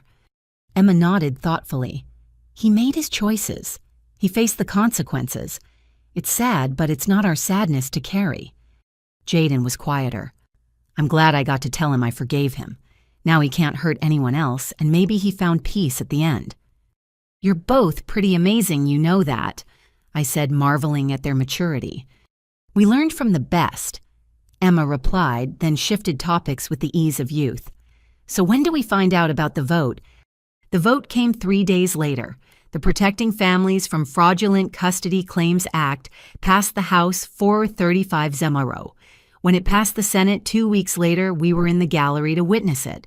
The president signed it into law a month after that with our family and dozens of others who'd fought for this moment standing behind her. This law, she said at the signing ceremony, ensures that no family will be torn apart simply for being different, that love, not prejudice, will guide our custody decisions, that children will be protected from those who would erase their identities, even especially when those people share their blood. Afterward, at the reception, families who'd been helped by our organization surrounded us with gratitude. Children reunited with parents, families allowed to exist without fear, lives rebuilt from the ashes of trauma. "You did this," Maria Rodriguez said, her son Diego, now a thriving teenager, beside her. "You turned your pain into power." "We all did," I corrected. Every family who stood up, spoke out, refused to let hate win. As we flew home that night, Jaden fell asleep against my shoulder while Emma wrote in her journal, probably planning her next advocacy campaign. Marcus held my hand across the aisle, and I felt a profound sense of completion. Not ending our work would continue as long as families face discrimination, but completion of this chapter. The people who'd tried to destroy us were gone. The network they'd used was dismantled. Laws now protected families like ours. Our children were safe, strong, and using their voices to protect others. "Penny for your thoughts?" Marcus said. "Just thinking about how Grandma and Grandpa wanted to give our kids advantages. They never understood that the greatest advantage we could give them was the freedom to be themselves.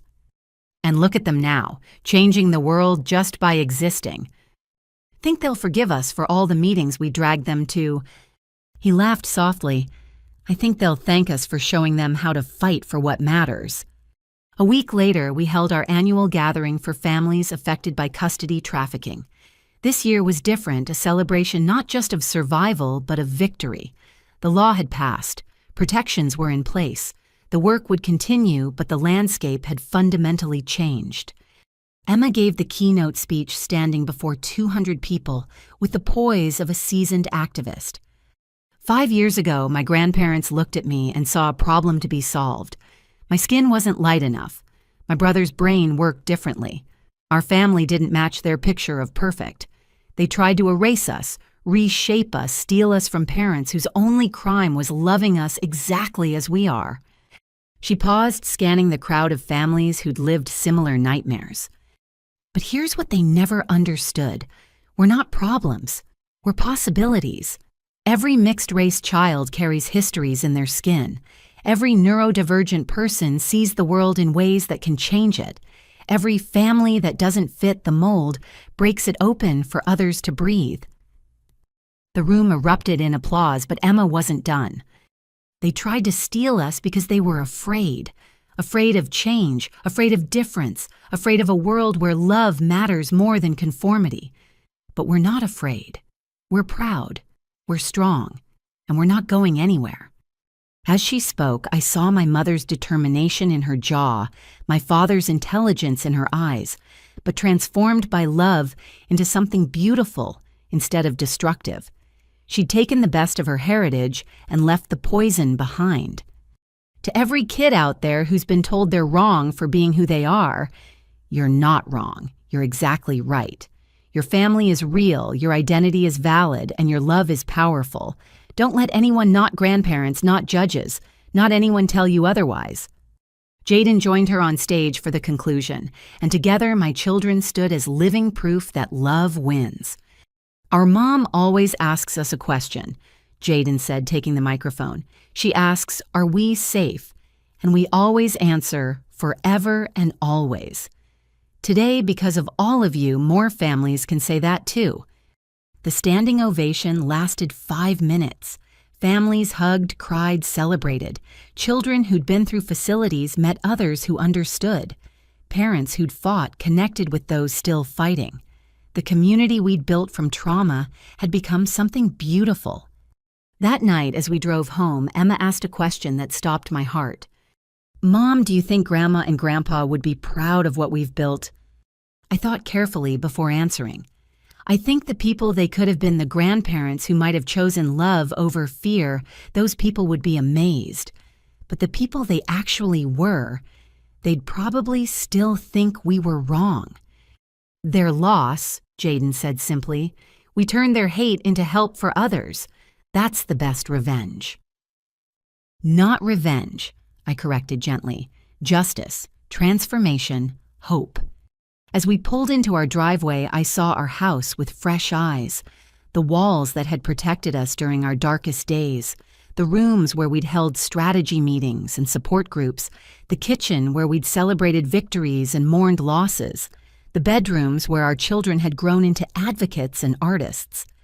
This house had witnessed our family's near destruction and complete rebuilding. Now it stood as proof that love could survive anything. "I love our home," Emma said as if reading my thoughts.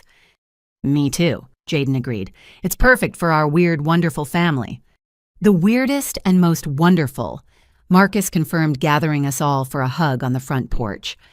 As we entered our home, I thought about everyone who'd been part of our journey, the families who'd stood with us, the lawyers who'd fought for us, the legislators who'd listened, the children who'd survived and thrived despite attempts to erase them. Change doesn't happen in courtrooms alone. It happens in living rooms where families refuse to be broken, in classrooms where children learn that different is beautiful, in communities that choose love over fear. My parents had given me life, but they'd also taught me how not to live. From their ashes, we'd built something better, a family rooted in unconditional love, a movement that protected others, a legacy of acceptance that would outlast us all. Mom, Emma said as we settled in for the evening, "I'm writing a new essay. Want to hear the title?" "Always. Thank you for trying to steal us how my grandparents' hate created a movement of love." I laughed through sudden tears. "That's perfect, baby." I thought so too. Sometimes the worst things that happen to us become the best things we do for others, right? Right. As I tucked Jaden in that night, a ritual he was almost too old for but still secretly loved, he asked our question one more time. "Are we safe?" But this time I had a different answer. "You know what I think the better question is? Are we free?" His eyes lit up with understanding. To be ourselves, to love who we want to help others.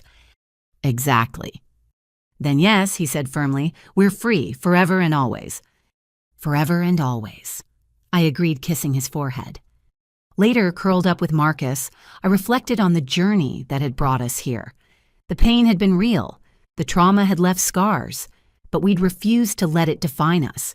Instead, we'd let it refine us into better parents, stronger advocates, fiercer protectors of love in all its forms. My parents were gone, their legacy of hate crumbled to dust. But our legacy, Emma's voice ringing out for equality, Jaden's stories, teaching acceptance, the laws that now protected families, the children reunited with parents, the love that flourished where fear once ruled, that would endure. We'd won. Not just our battle, but the war against those who would use children as weapons in their culture wars. We'd proved that love is stronger than hate, that diversity is strength, that families are defined by how they care for each other, not by who approves of them. And most importantly, we'd shown our children that when someone tries to dim your light, you don't shrink, you shine brighter and light the way for others. As sleep finally claimed me, I whispered a final thank you to the universe. Thank you for giving me the strength to fight. Thank you for Marcus's unwavering support. Thank you for Emma's fierce spirit and Jaden's gentle wisdom.